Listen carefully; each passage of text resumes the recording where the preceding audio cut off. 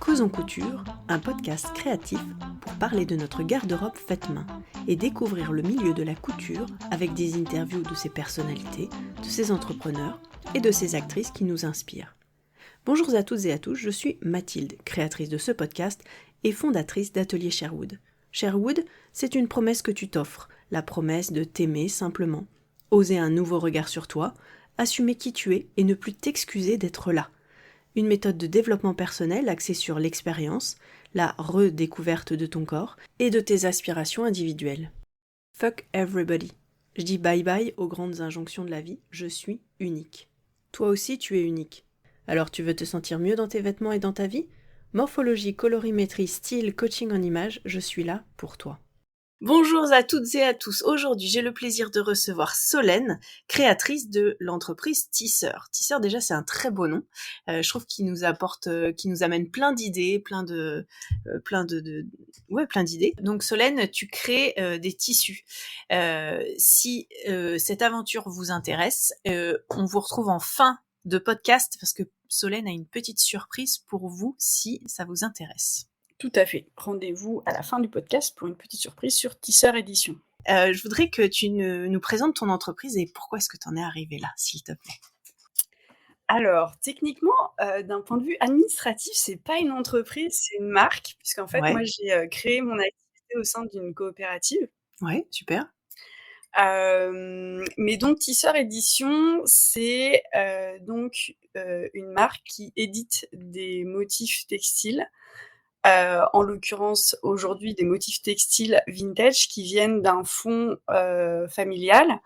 Donc des motifs textiles qui ont été dessinés par Frédéric Millot, donc qui est un ancêtre de mon beau-frère. Ouais. Et donc on a redécouvert avec mes sœurs, d'où on commence à voir pourquoi l'entreprise.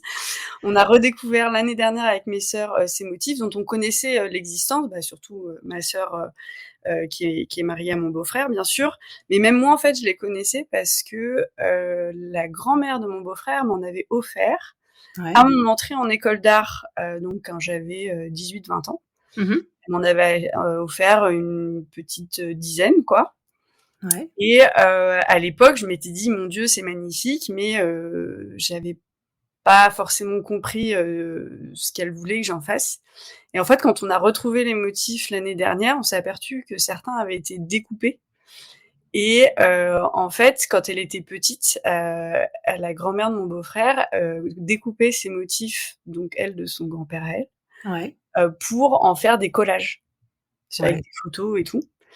Et donc nous, à chaque fois qu'on trouvait un motif découpé, on était « Ah, mais mon Dieu, mais quel scandale c'est pas possible !» et tout. Et tout à coup, je me suis rappelé que de ces motifs qu'elle m'avait offerts, que j'avais à la maison, et je me suis dit « Ah, mais en fait, si ça se trouve, à l'époque, elle s'était dit, elle va les mettre dans ses créations, dans ses créations à l'école d'art, quoi. » Sauf que moi, déjà, à l'époque, je les avais vus et je m'étais dit « Mais c'est trop beau et tout. » Enfin, jamais de la vie, j'aurais envisagé dedans, quoi. Donc voilà, en tout cas, c'est comme ça qu'est venue l'idée de rééditer ces petits bijoux. Et puis, moi, je fais de la couture depuis longtemps. On va s'arrêter à ça.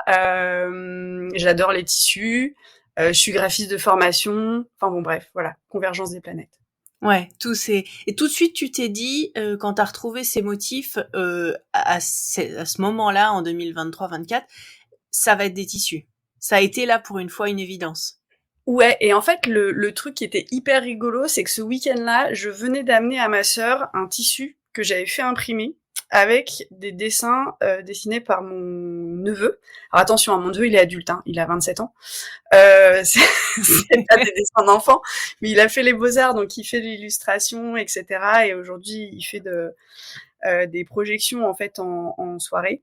Et donc bref, donc je lui avais demandé de faire des motifs pour les imprimer sur un tissu, pour ensuite, avec ce tissu, coudre une pièce à ma sœur. Et donc, je venais ce week-end-là de lui amener ce tissu-là et de lui montrer en arrivant, en lui disant « Tiens, voilà, j'ai fait imprimer ça pour toi, je comptais le garder le secret, mais en fait, je préférais qu'on réfléchisse ensemble à qu'est-ce que tu veux que je couse avec, parce que j'avais pas envie de le gâcher. » Et donc voilà, et donc la journée se passe, et le lendemain matin, je descends assez tôt, parce que je suis plutôt matinale, et je trouve mon autre sœur qui était déjà elle-même levée, et qui me dit « Ah, j'ai super mal dormi », et du coup, j'ai fouillé dans la chambre, donc dans le grenier où elle dormait, et regarde ce que j'ai découvert, et là, elle me montre en fait des photos sur son téléphone de tous les dessins qu'elle avait retrouvés dans des boîtes et qu'elle avait pris en photo, quoi. Ouais.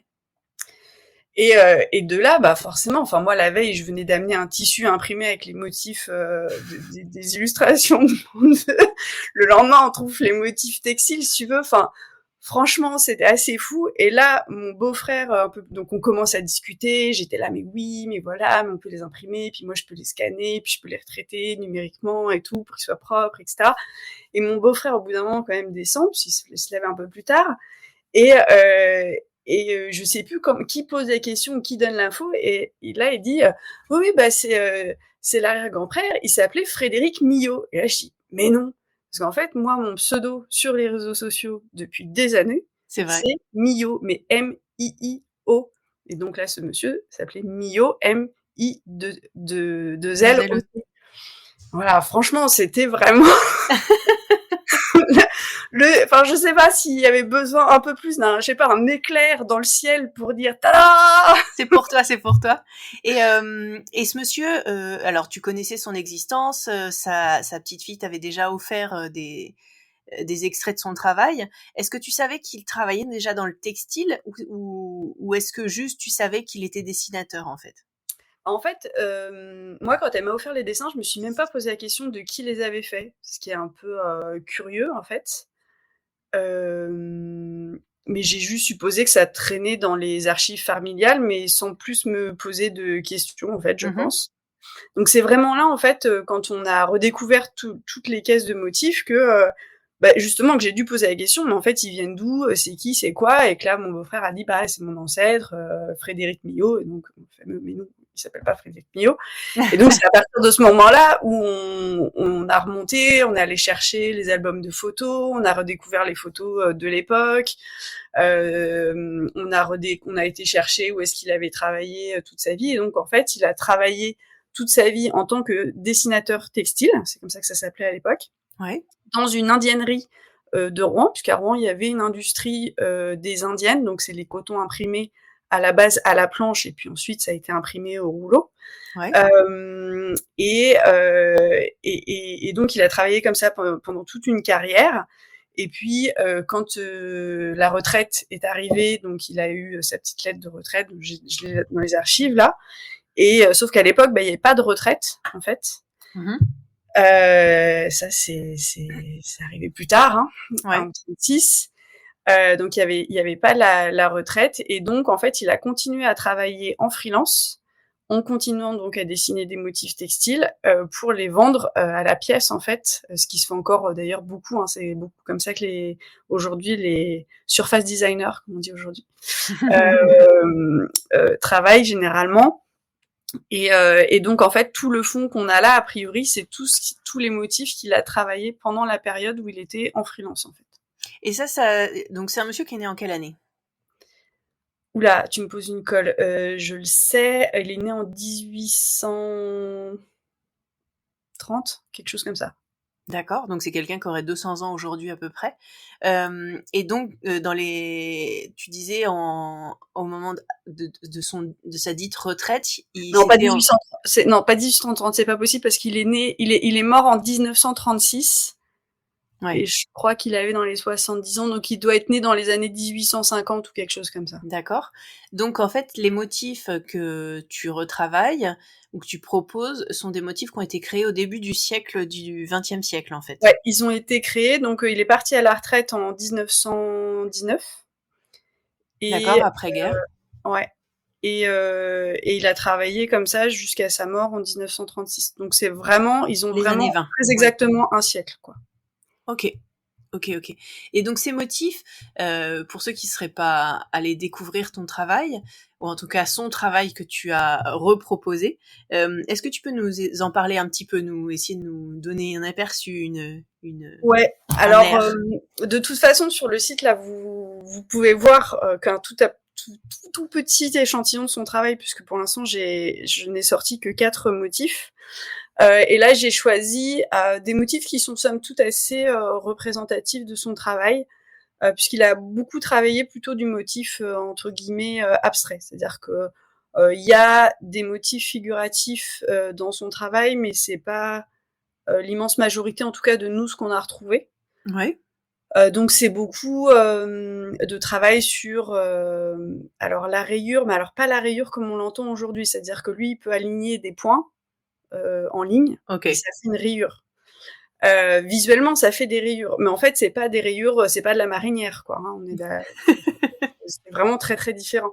Il aligne des motifs en ligne et ça fait des rayures. Bon, bref. Donc c'est plutôt du motif. Aujourd'hui, on dirait du motif géométrique, mais en fait, c'est pas non plus géométrique dans le sens où c'est pas tracé à la règle. Hein. Ouais. Tout est dessiné à la main. Tout est peint avec à la gouache ou à l'encre avec soit un pinceau très fin, soit de la plume. Moi, je me souviens que j'ai juste bugué pendant 10 minutes sur un tout petit motif qui devait faire 10 cm sur 5. C'est tout bête, hein, c'est juste des pois. C'est des tout petits pois, mais c'est des tout petits pois qui font tous environ 2,5 cm de diamètre. Donc sur 10 cm sur 5, ils ont tous été faits à la main et ils font tous très exactement 2,5 cm de diamètre. Et je mets quiconque en fait au défi aujourd'hui d'y aller comme ça à main levée et de se faire, je sais pas combien de poids en tout ça doit faire, mais une cinquantaine, une centaine de poids à la main qui font tous exactement le même diamètre les uns que les autres, quoi. Enfin, ça peut paraître idiot, mais moi rien que ça, j'ai bugué dessus, quoi. Enfin, donc après, c'est difficile, à décrire. Je pense qu'on va avoir, enfin, je vais sortir pas mal de surprises. J'espère dans les années qui viennent. Vous avez trouvé combien de motifs à peu près aujourd'hui ? Alors on les a pas comptés, mais aujourd'hui j'ai réussi à classer des motifs dans 4 albums de timbres complets, et il nous reste encore 3 boîtes, je crois. Au-dessus, plusieurs centaines, je pense.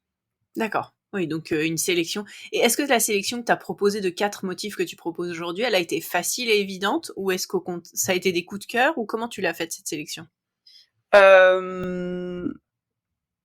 En fait, donc alors déjà il y a une première sélection, on a regardé que ceux qui étaient dans les albums de timbres classés, pas ceux qui étaient restés dans les boîtes.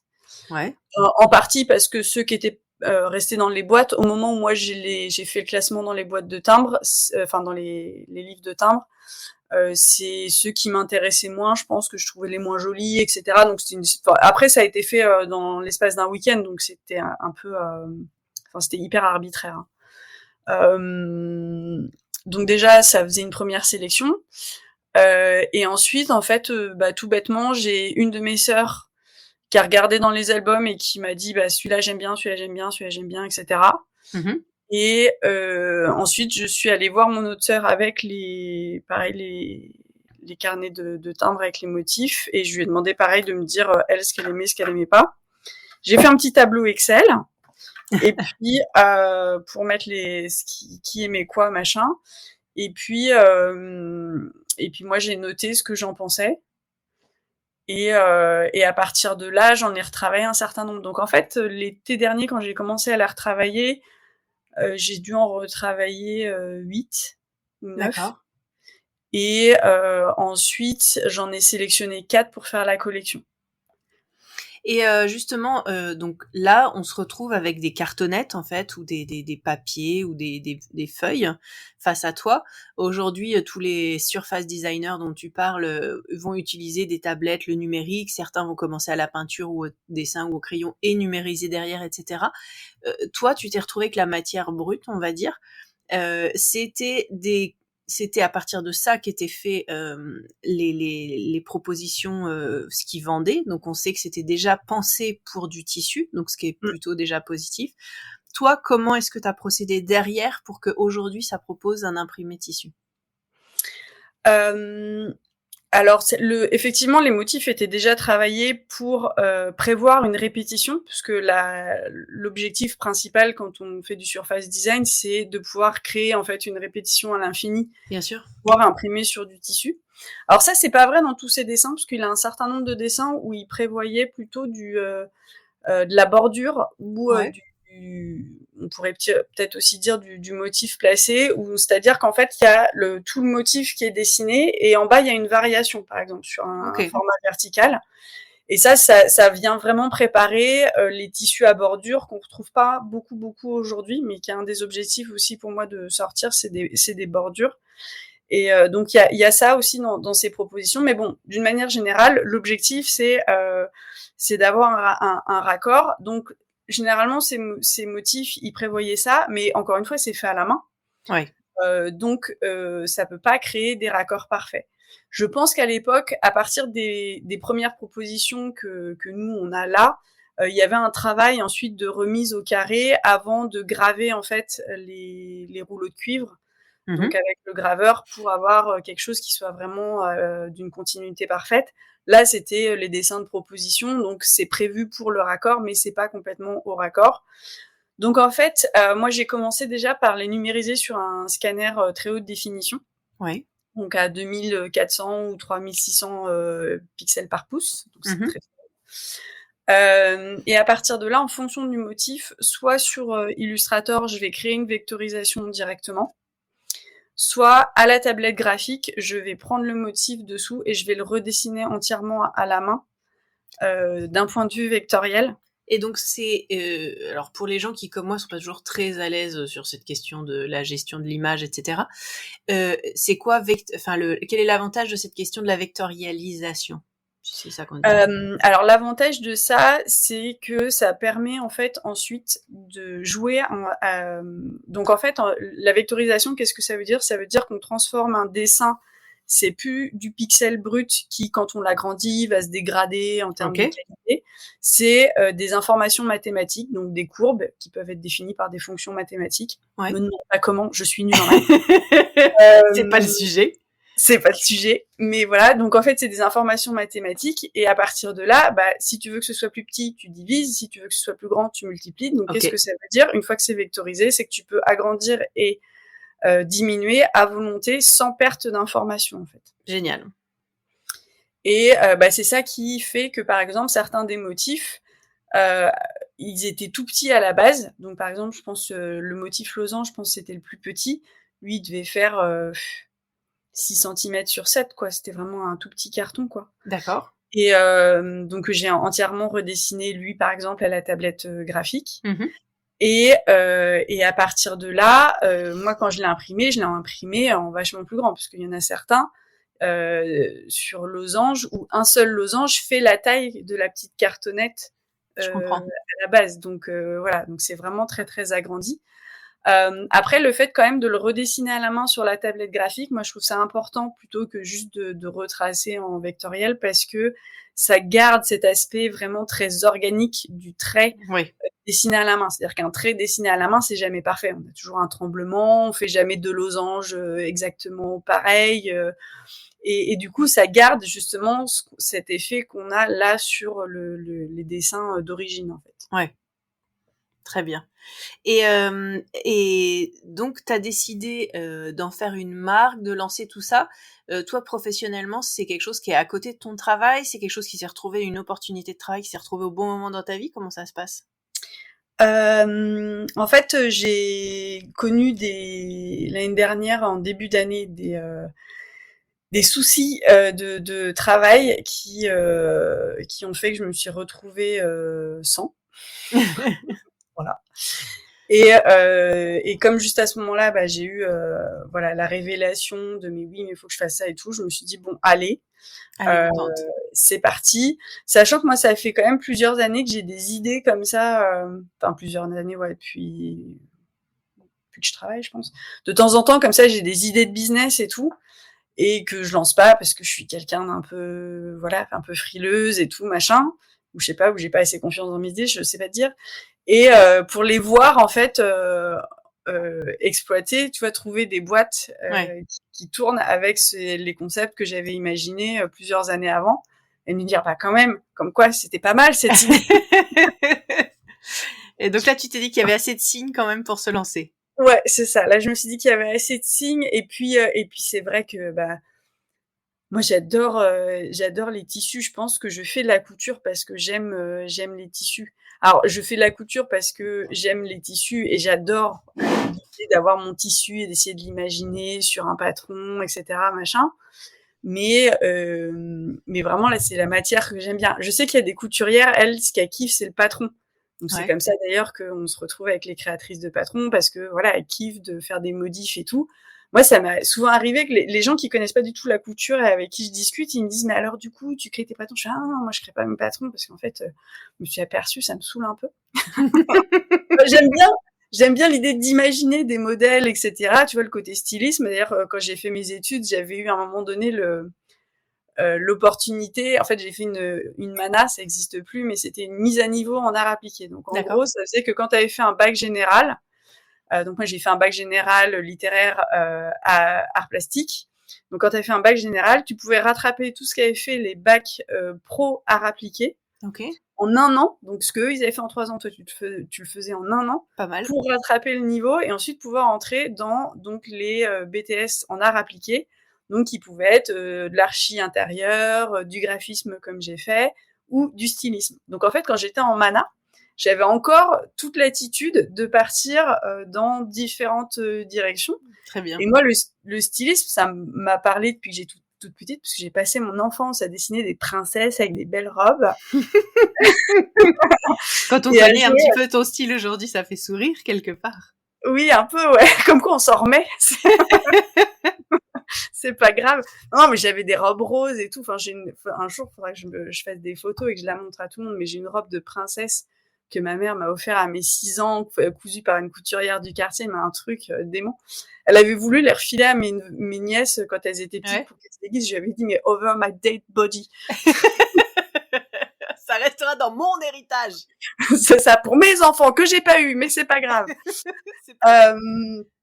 Donc je sais plus ce que je racontais, mais ouais, en tout cas moi voilà, la conception, j'ai vraiment failli partir sur le stylisme. Et puis à cette époque-là, on m'a dit, ouais, mais si tu veux faire du stylisme, faut apprendre à coudre. Et à l'époque, je me suis dit, ah ouais, non, c'est trop ringard. Et gros délire, puisque évidemment, même déjà quand j'avais, je sais plus, 23-24, C'était en quelle année ça? 98. Et alors, Ouais. et comment est entrée la couture dans ta vie alors? Bah, en fait, déjà, j'avais pris des cours de couture quand j'avais 25 ans, je pense, à peu près, aux cours municipaux de la mairie de Paris. Ah, moi aussi, ouais. Ça a été un échec total et complet. Je pense que j'ai pas réussi à coudre un vêtement que j'ai pu porter. J'ai un souvenir notamment de m'être lancée, alors ça me fait rire, parce que c'était vraiment la mode des années 2000. Je m'étais cousu tu sais, un Knickers, le pantalon de Tintin, là. Ouais. C'était hyper à la mode à cette époque-là. Et donc c'était dans un burda et je l'avais montré à ma prof et tout. Je dis, ouais, je vais coudre ça et tout. Et regarde, j'ai pris ça comme tissu. Et en fait, le tissu, je me souviens maintenant, c'était un molleton, un sweat molleton, tu vois. Ah, oui. Sauf que le patron, c'était du chêne et trame. Mais Donc oui. je m'étais trop cassé la tête, j'avais tout bien cousu mon truc, j'étais trop fière de moi. Je le mets trop grand. Bah oui. Bah évidemment, Bah tu vois. évidemment. Mais genre, en fait, je comprends pas à quel moment, quand j'ai parlé de ce projet à ma prof, elle m'a pas dit stop, stop, c'est pas le bon tissu. Tu vois. Dommage. Ouais, gros fail. J'ai encore des projets, tu vois, qui traînent dans des vieux cartons de l'époque, des trucs que j'ai jamais finis, des projets dans lesquels je me suis lancée mais qui étaient trop compliqués pour moi. Enfin, voilà, on avait appris à faire le patron de la jupe de base. Et puis il fallait faire une variation, mais bon, patron de la jupe de base, j'avais 25 ans, c'est la jupe droite, enfin tu vois, C'était pas ton pour délire, te quoi. dire que c'était pas trop mon genre déjà à l'époque. Donc bref, ouais, non, c'était un échec total. Donc après, j'avais quand même une machine à coudre que m'avait offert ma maman, parce que j'avais fait des rideaux. À l'époque, j'avais fait 4 mètres de rideaux, tout ourlé à la main. Donc elle avait pris pitié, puis elle m'avait acheté une machine à coudre. Donc pendant des années, en fait, voilà, j'ai fait des rideaux, j'ai fait l'été venant, j'avais toujours envie d'un petit sac un peu pour l'été estival en tissu, donc j'allais traîner chez Rennes Ouais. au marché Saint-Pierre et j'allais au tissu de déco parce que je trouvais que c'est là où il y avait les trucs les plus beaux quoi. Ouais. Et j'ai acheté des beaux tissus, tu vois, de déco, puis je faisais un petit sac dedans. Alors c'était des coutures droites, hein, des trucs tout pourris, mais j'avais pas de patron, enfin voilà. Donc parfois c'était bien, parfois c'était nul. Et voilà, donc je fais ça pendant des années. Et puis en fait, en 2016, 17, je sais plus, j'ai un problème avec les dates. Je suis tombée malade suffisamment pour que j'ai été arrêtée plusieurs mois, puis ensuite en temps partiel thérapeutique et tout. Et donc j'étais très très très fatiguée, etc. Mais même quand t'es très très fatiguée, il y a un nombre d'heures limité que tu peux passer devant Netflix. Et au bout d'un moment, je me suis vraiment ennuyée à la maison. Et à ce moment-là, j'avais deux copines qui s'étaient mises à la couture et qui en parlaient sur les réseaux. Et c'est là où je me suis dit, attends, je vais aller voir. Ouais.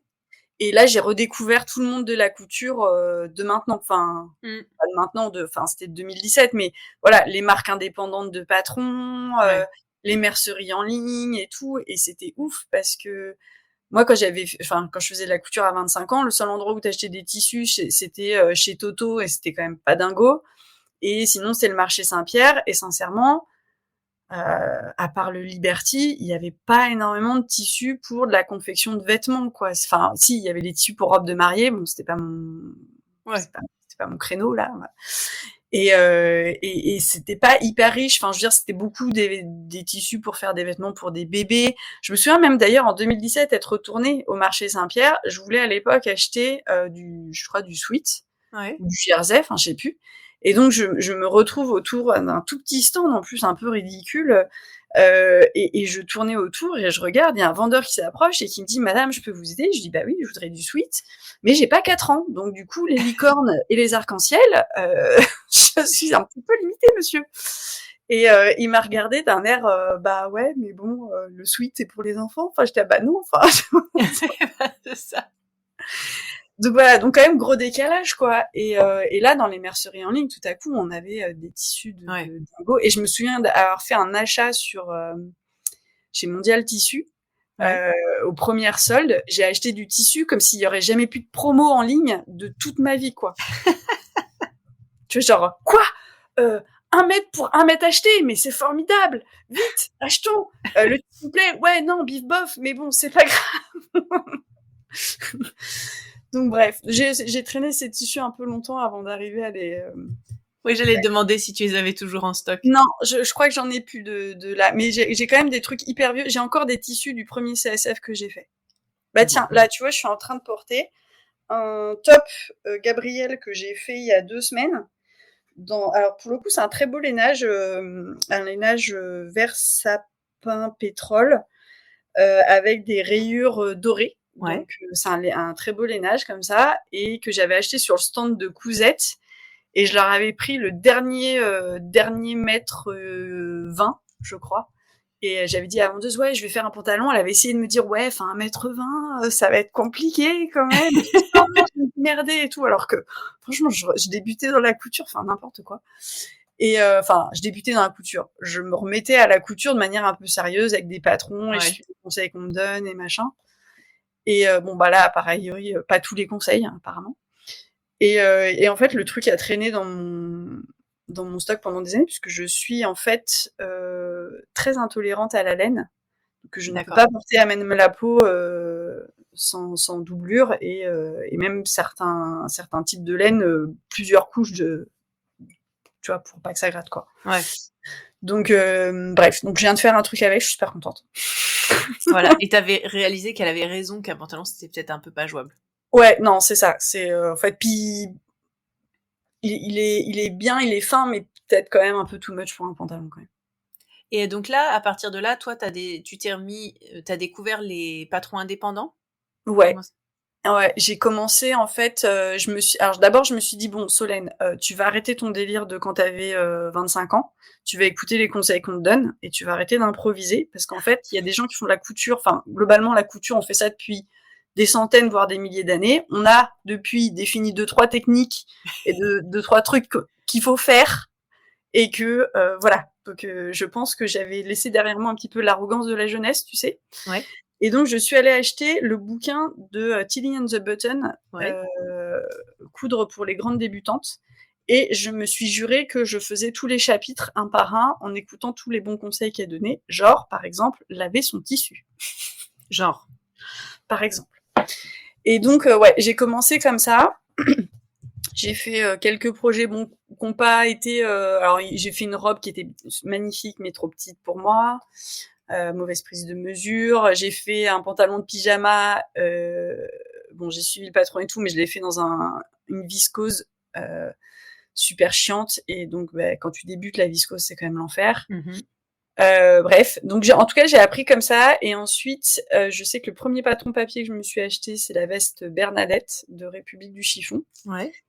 Que je n'ai cousu que de multiples années plus tard. Mais je me souviens qu'à l'époque, j'avais regardé les explications et j'étais là, waouh, c'est hyper détaillé, c'est ouf. On parle de République du Chiffon. Oui, exactement. C'est ouf, c'est vachement détaillé, c'est clair et tout. Donc Mais ça l'était plus que Burda. C'est ça. Mon point de référence, c'était Burda dans les années 2000. Donc, autant te dire que déjà, ça faisait un gap. Et en fait, là, comme je viens de recoudre donc le top Gabriel de République du Chiffon et que j'ai à nouveau regardé les explications, je me suis dit, bon, quand même, j'avais pas un niveau d'exigence de dingo.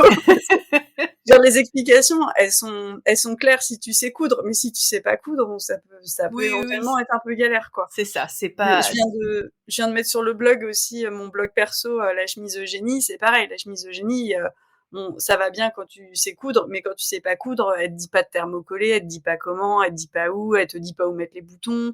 Après, le modèle est hyper bien patronné, ça tombe super. Oui, c'est ça son point fort, hein, c'est clair. Mais c'est vrai qu'au niveau des explications, c'est pas son créneau, c'est pas amener des couturières débutantes à un niveau de ouf. Bref, toujours est-il que c'est le premier que j'ai acheté, mais c'est pas le premier que j'ai cousu. Le premier que j'ai cousu, c'est le short Chardon de Direndo. Le fameux. Et ça a été une révélation, quoi. Je pense que c'est ça qui m'a... Tu vois, c'est un peu comme l'héroïne. Je pense que on m'a vendu de l'héroïne avec le short Chardon et depuis, j'ai pas décroché. Non, mais en fait, franchement, la créa, je l'ai encore dans mon placard. Bon, je la mets plus trop parce que je passe encore dedans, mais si je m'abstiens de respirer, quoi. Et dans la vie de tous les jours, c'est pas pratique. Ouais, moi. Non, en fait, je respire, mais par contre, je digère plus, quoi. Donc bref, mais franchement, il est hyper bien fini. Même encore aujourd'hui, franchement, je peux le montrer sans aucun problème, quoi. Pour le coup, là, les explications, elles m'ont vraiment prise par la main et j'ai fait un truc super. J'étais trop contente et voilà. Et ça m'a lancé sur des années de couture et d'achat de tissus, du coup. Ouais, du coup. Alors bizarrement, pas beaucoup de tissus à motifs parce que je ne suis pas très fan de l'offre de motifs en fait qui existent sur le marché.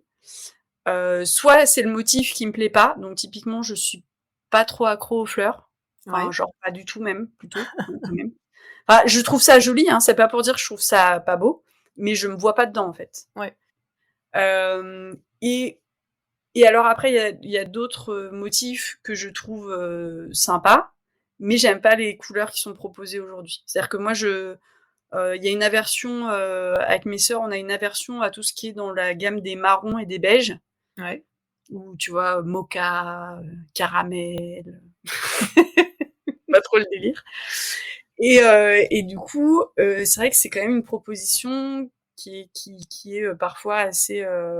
importante. Ouais, assez importante, ouais. Et qui est pas trop, voilà, qui est pas ce qui moi me fait vibrer en fait. C'est pareil, je peux trouver ça très joli hein, sur d'autres, hein, c'est pas du tout, je trouve ça c'est moche et tout machin, mais c'est juste c'est pas moi quoi.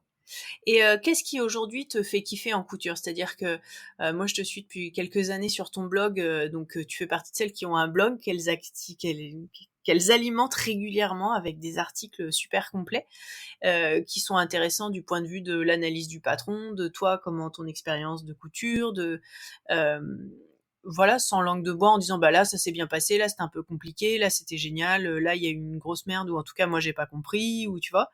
Et ça je trouve ça assez chouette. Et puis toi, quand tu vas le faire plusieurs fois, tu vas à la rigueur le montrer plusieurs fois et dire ce qui s'est passé, pas passé. T'as fait pas mal de lingerie, où tu dis aussi comment t'as réutilisé les patrons, comment t'as assemblé tes fournitures pour les retrouver. Enfin, voilà, tu détailles à chaque fois le patron, d'où viennent tes fournitures. Donc c'est en tout cas à lire, c'est assez intéressant quand on est soi-même couturière, pour voir un petit peu l'expérience.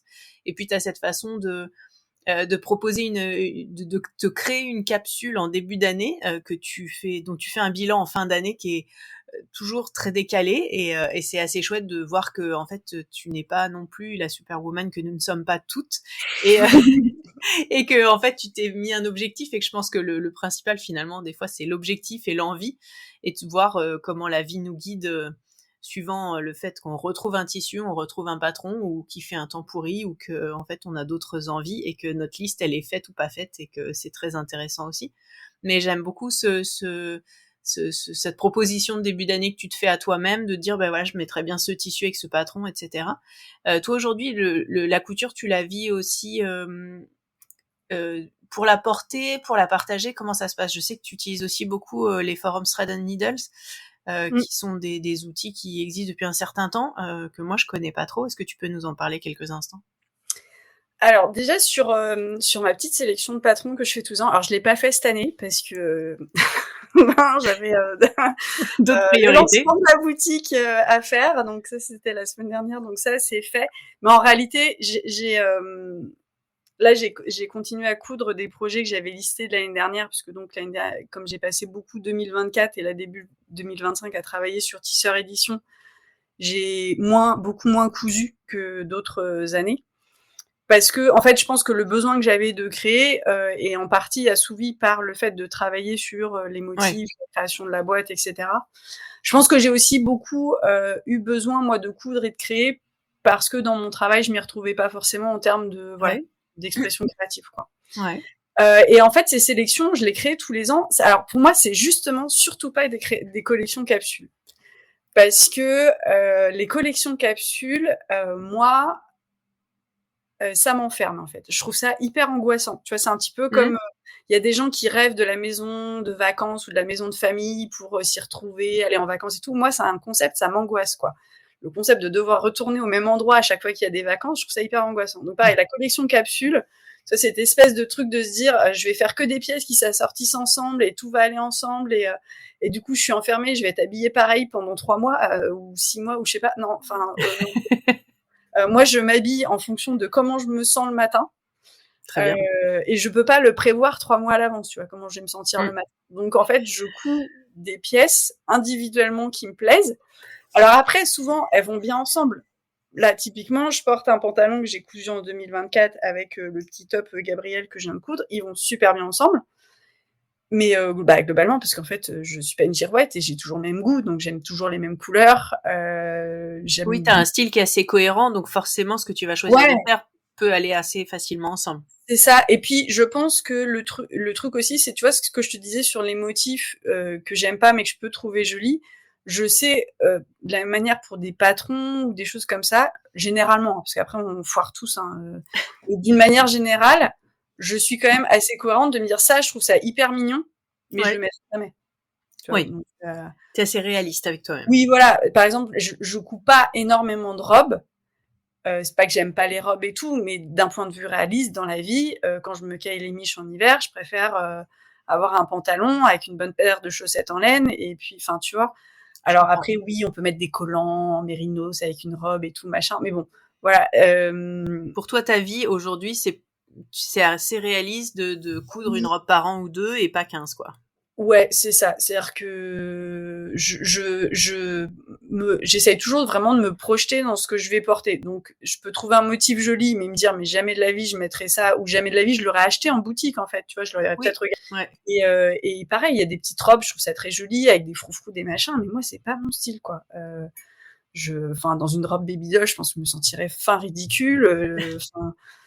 Voilà, c'est pas moi, quoi. Puis je pense qu'il y aura un décalage, tu vois. Tu me vois avec des trucs, avec des fanfreluches et tout, tu te parlais comme je te parlais. Enfin, tu vois, ça marche pas. Enfin, mais parce que je te suis depuis un bout de temps sur ton blog et je vois un petit peu ton style, donc il y a quelque chose d'un petit peu beaucoup plus graphique, un peu boyish, un peu qui va chercher dans quelque chose d'artistique, il y a souvent un sens du détail. Il y a beaucoup de féminin, je trouve il y a quand même des petites choses.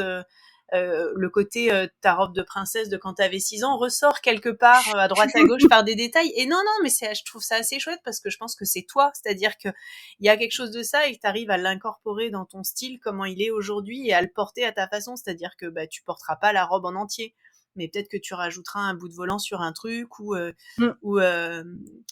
peu de oui, d'aérien sur une autre partie ou autre chose, et je pense que tu t'as assez bien cerné ce qui te va, quoi. Ben, c'est pas une démarche qui est très conscientisée, on va dire, mais en tout cas, ça marche pas trop mal. Après, c'est vrai que j'ai cousu quelques pièces où j'attends avec impatience, je sais pas, un mariage, un truc. Alors après, on peut aussi se créer son événement ou se dire, tu vois, genre, j'ai ouvert ma boutique, j'ai accompli un travail de taré, je me fais une soirée avec moi-même, avec mes pièces événements. Et parce que finalement, si on les sort pas quand on a envie de les sortir, c'est vrai que bon, attendre que les autres se marient pour le faire, c'est un peu dommage, quoi. Mais voilà, mais je pense que justement peut-être que le fait de faire tous ces articles de blog où tu analyses le truc, tu te prends en photo, tu réfléchis à ton expérience de couture et comment ça se va, puis de faire un bilan après, de se dire est-ce que je l'ai porté ou pas. Je pense que ça fait, même s'il n'y a pas une conscientisation du style, parce qu'on n'en a pas toute une, mais en fait on tâtonne, mais ça t'a permis peut-être de poser certaines choses envers toi-même, quoi. Peut-être qu'il y a des erreurs que tu faisais il y a 5 ans que tu fais plus, quoi. Ben, j'aimerais te dire oui, mais je suis pas très sûre. Par contre, ce qui est assez certain, c'est que j'ai une opinion quand même assez définitive de ce qui me plaît pas. C'est un bon Peut-être, début. ouais, et puis je suis pas, alors bon, attention, j'allais dire je suis pas très influençable. Si, quand même. Enfin, Ça dépend par qui. Ça m'est arrivé. Il y a eu une période, je sais plus, je pense justement 2018-2019 où il y a eu un gros retour du Prince de Galles. Dans les lainages et tout. Et en fait, moi, c'est vraiment un imprimé que je trouve affreux. Mais depuis toujours, quoi. Sauf que là, forcément, à force d'en voir sur Instagram, machin, puis toutes les nénettes, ah ouais, trop bien et tout, j'ai mon prince de... Alors, en plus de ça, il y avait un gros stock, je pense, qui était chez les Coupons de Saint-Pierre, donc de prince de Galles, avec juste une rayure, tu sais, de couleurs, donc il y avait rose, vert, jaune, machin. Et donc tout le monde s'était jeté dessus et tout, et au bout d'un moment, je me suis dit, ouais, en même temps, c'est pas mal, peut-être, et tout. Bon, en fait, j'en ai pas acheté, hein. Je me suis quand même rappelé que ça fait des années que je trouve ça affreux, donc il y a pas de raison, là, tout à coup, que tout à coup, une révélation de dire, ah non, finalement, c'est vachement chouette. Donc voilà, donc je suis quand même assez peu perméable voilà, à l'influence. Après, je le suis quand même comme tout le monde, mais je veux dire, je pense probablement un petit peu moins que la moyenne. C'est-à-dire, j'ai des goûts, je comprends. C'est ce que j'aime pas, et voilà. Après, sur le fait que sur le blog, je donne assez franchement mon avis. C'est une démarche assez générale de ma part, c'est-à-dire je suis pas très bonne pour dire autre chose que la vérité. D'ailleurs, dans la vie, c'est parfois un problème. Je sais plus, il y avait un film ou une série qui a été fait comme ça sur les gens qui peuvent jamais dire, tu sais, les mensonges blancs qu'on dit dans la vie de tous les jours, tu vois. Ouais. Moi, ça m'est arrivé. Alors, j'avoue, parfois, j'en joue un petit peu pour créer du malaise avec les gens qui m'agacent. Mais où t'arrives au boulot et t'as ce collègue qui te gonfle et en fait, que tu détestes, en vrai. Hein. En vrai. Et qui te dit, hey, salut, ça va et tout. Et je dis, non, ça va pas. Je suis au bout du rouleau, je suis malade. Enfin, et le mec, il est en face de toi, il sait pas quoi dire parce qu'en fait, lui, ce qu'il attendait, c'est ouais, ça va et pas. Et tu l'as pas fait. T'as cassé les codes. Il est un peu dans le mal parce que qu'est-ce qu'il va faire en fait, on s'aime pas tous les deux, donc il va pas me demander vraiment de mes nouvelles, de pourquoi je vais pas bien. Et du coup, il a pas de réponse. Bon, bref. Voilà. Mais après, c'est aussi lié au fait que j'ai énormément de mal à jouer la comédie et dire ouais, ça va et tout, alors qu'en fait, je suis au fond du trou et que ça va pas et que tu vois, je me sens pas bien et que j'ai mal partout et que j'en sais rien. Donc, ce que j'ai, moi, à titre personnel, en fait, j'ai plusieurs maladies chroniques, donc qui sont aussi un frein dans la vie de tous les jours. Et donc il y a des jours où ça va super pas. Et donc voilà, donc le côté la comédie sociale comme ça, c'est un truc avec lequel je peux avoir du mal. Et dans la vie en général, au boulot et tous les trucs où en réunion t'es obligé de dire ouais j'adore ton idée, mais je pense qu'on pourrait faire autre chose. Non, je trouve ton idée pourrie et je pense qu'il faudrait faire autre chose. Du coup forcément quand je suis sur mon blog et que je te raconte le dernier truc que j'ai cousu, si je trouve que j'ai galéré tout du long et qu'à la fin j'ai un truc qui est bof, je vais pas te dire ah c'était super et en plus de ça regarde comme ça me va bien, je vais le mettre tous les jours parce qu'en fait non, le truc Ouais. il me va pas, j'ai j'en sais rien, les épaules qui vont pas, le machin qui tombe, la doublure qui est mal gaulée, ça a été une misère parce que j'ai été obligée de relire 25 fois les explications pour en tirer pas grand chose. Enfin voilà, là je viens de me faire une petite jupe, la petite jupe gratuite de Maison Fauve. Je pense que la lecture de l'article t'intéressera. Le produit fini est super. Mais ouais, voilà. On en reparlera sur le blog. Je fais du teasing. Ouais. Non, mais c'est ça qui est intéressant, c'est-à-dire que tu es aussi capable de dire, bah, l'expérience n'était pas géniale, mais en fait, le produit fini est génial, ou le point faible, c'est peut-être ça, mais comme tu disais pour République du Chiffon, bah, c'est des patronages super chouettes, quoi. Mais que les explications, c'est pas son fort. Faut aussi savoir ce qu'on cherche, et moi, c'est ce que je fais aussi en cours de couture, ou ici, quand on en parle. C'est-à-dire d'expliquer qu'il y a des marques de patrons qui sont plus connues pour justement accompagner pas à pas, d'autres qui sont connus pour des patronages au poil avec des détails, etc. D'autres, c'est plus clairement des classiques pour commencer ou pour se faire une garde-robe de fond. Enfin, finalement, c'est pas parce qu'il y a une expérience qui est mauvaise que tout est à mettre à l'eau. Et t'as aussi cette honnêteté de dire, bah, c'est pas parce que là, les explications sont pourries que la personne est pourrie, quoi. Enfin, en fait, les explications sont pourries, point. Puis après, t'as des expériences de couture qui sont pourries. C'est pas forcément le patron. Ça peut être toi qui avait le cerveau. Enfin, là, par exemple, moi, j'ai arrêté de faire de la couture passé 21 heures parce que sinon, c'est garanti que, enfin, c'est pas garanti, mais quasiment garanti à 90% que je vais faire que des conneries. En dépit peut-être d'instructions pourtant correctes, tu vois. Et que le lendemain, si je m'y remets, bah, je vais juste passer 1 heure à découdre, quoi, en fait. Et donc voilà, donc ça peut aussi être la personne qui reçoit.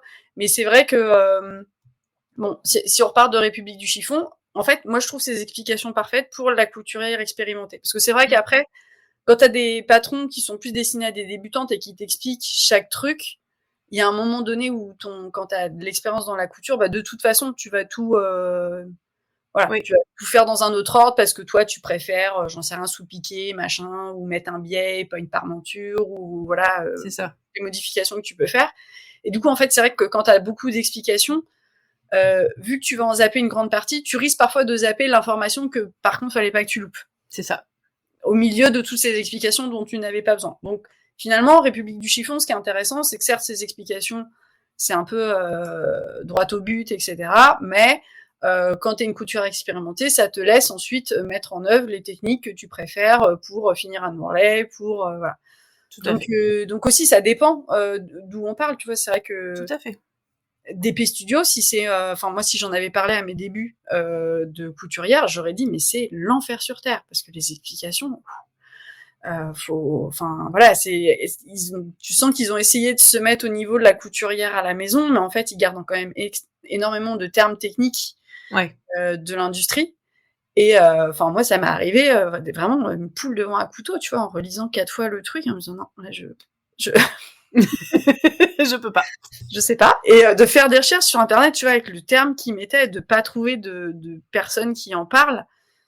Enfin bon, voilà. Donc et en même temps, pourtant DP Studio, voilà, c'est quand même des créations qui sont assez hors normes, si tu veux faire quelque chose d'hyper original et tout. Donc après voilà, ça dépend aussi de comment on se sent ce jour-là, de qu'est-ce qu'on en pense et tout. Mais c'est pour ça que moi j'essaye d'être le plus honnête possible. Et puis parfois, bah, si j'ai foiré un truc, c'est pas la faute du patron, hein, ou c'est peut-être moi qui ai juste mal compris, quoi. Oui, non, mais je trouve que hyper important c'est assez clair dans ce que dans ce que t'écris, donc c'est ça qui est assez chouette, quoi. Il y a une forme il y a de la nuance, quoi. C'est pas genre c'est nul, tout est pourri, quoi. Donc Et puis c'est intéressant de voir quand c'est plutôt tu t'es pas retrouvé dans le patron ou les explications, ou plutôt toi qui dis bah là j'ai fait un mauvais choix de tissu, ou bah c'était pas le bon truc, ou j'ai merdé sur autre chose. Enfin voilà, c'est assez chouette de voir ton retour, et puis les retours évoluer aussi suivant les créations, peut-être parfois de faire des retours et et justement, quand tu fais ces choix de patron et de tissu, qu'est-ce qui te donne le plus envie? C'est avoir envie de le porter? Est-ce que c'est l'expérience que tu vas avoir à le coudre parce que tu sais que justement il y a un truc original dans le patron? Est-ce que c'est le tissu à manipuler? Qu'est-ce qui t'intéresse le plus? Non, je pense que c'est vraiment le produit fini, quoi. J'ai une vision. J'ai une D'accord. vision du vêtement fini. Et pour être honnête, parfois, le process de couture est pas toujours plaisant, et parfois je le sais au début. C'est-à-dire que j'adore porter de la soie. Coudre un voile de soie, c'est l'enfer sur terre, quoi. Enfin, moi, après, tu couds un bon jean, t'es content. Ouais, complètement d'accord. Et de la même manière, tu vois, en lingerie, alors après, ça va dépendre, hein. Quand tu fais du jersey et tout, c'est assez simple, mais c'est vrai que parfois, alors notamment certaines matières, tu vois, qui vont être des microfibres très fluides, avec élastane. La dentelle, encore, honnêtement, la dentelle stretch, c'est pas le pire, hein, mais plutôt, c'est, voilà, Ouais. du powernet, du tulle extensible et tout. Tous ces trucs-là, c'est quand même assez relou à coudre. T'as quand même un petit peu une chance sur deux que ça finisse dans le trou des griffes d'entraînement, là, et que tu te retrouves avec Je vois tellement le je truc. n'ai pas d'autre terme qu'un gros merdier. À essayer de redécouper pour attraper ton truc qui est passé sous la plaque d'aiguille et tout. Un conseil, du coup, pas de point aller-retour au début et à la fin d'une couture sur ce genre de tissu. Sinon, vous avez signé pour un petit tour sous votre plaque d'aiguille. Bon, bien noté. Voilà. Donc c'est vrai que ces tissus, tu vois, je sais d'avance que ça va être pénible, quoi. Enfin, Ouais. c'est quasiment marqué dessus, quoi.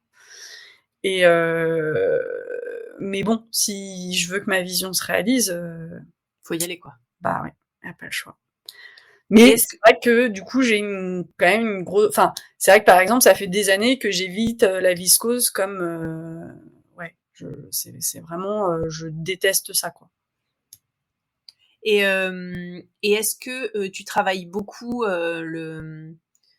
est-ce que tu hackes beaucoup, ou peut-être je pense à la lingerie, est-ce que tu fais des ajustements beaucoup, ou est-ce que ou un tu n'en as pas besoin, ou deux ou pas beaucoup besoin, ou pas assez, ou deux est-ce que ça t'intéresse pas?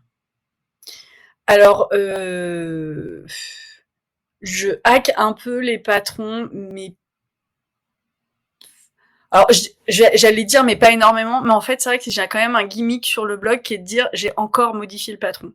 Donc en fait c'est pas vrai. Je pense que je fais quand même assez souvent des modifs sur le patron, mais c'est pas enfin, de mon point de vue, j'ai pas l'impression que ce soit des modifications dramatiques.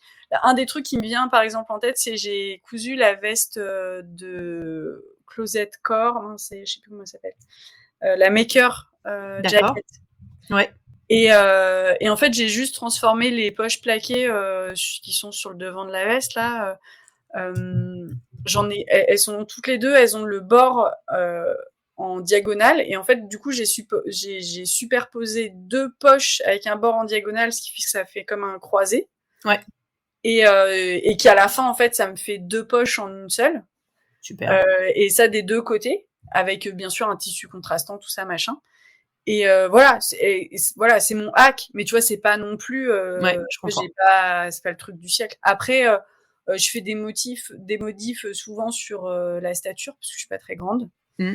Maintenant, il y a certaines marques de patrons où enfin, quasiment à chaque fois maintenant, je check la pente d'épaule, parce que j'ai eu une fois chez I.Am Pattern, je me suis aperçue que sa pente d'épaule, elle me correspond pas, donc maintenant ça, c'est un truc que je vérifie. Ouais.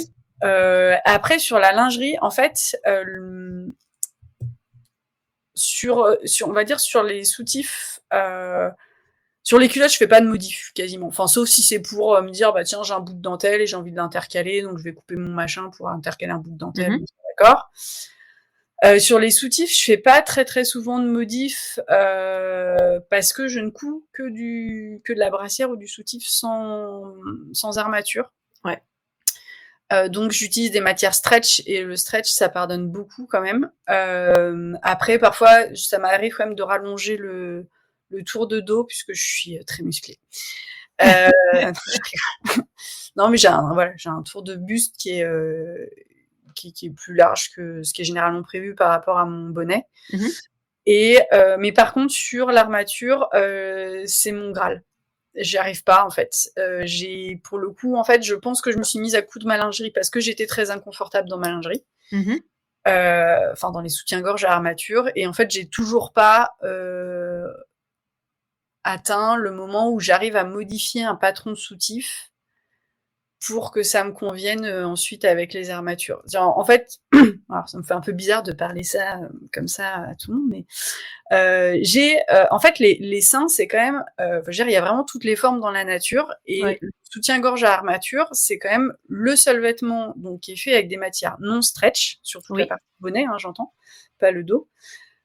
Donc c'est vraiment un truc, ça doit être moulé sur le corps, sinon c'est garanti, c'est inconfortable. Et c'est pour ça que la majorité des femmes qui portent des soutifs du commerce sont inconfortables.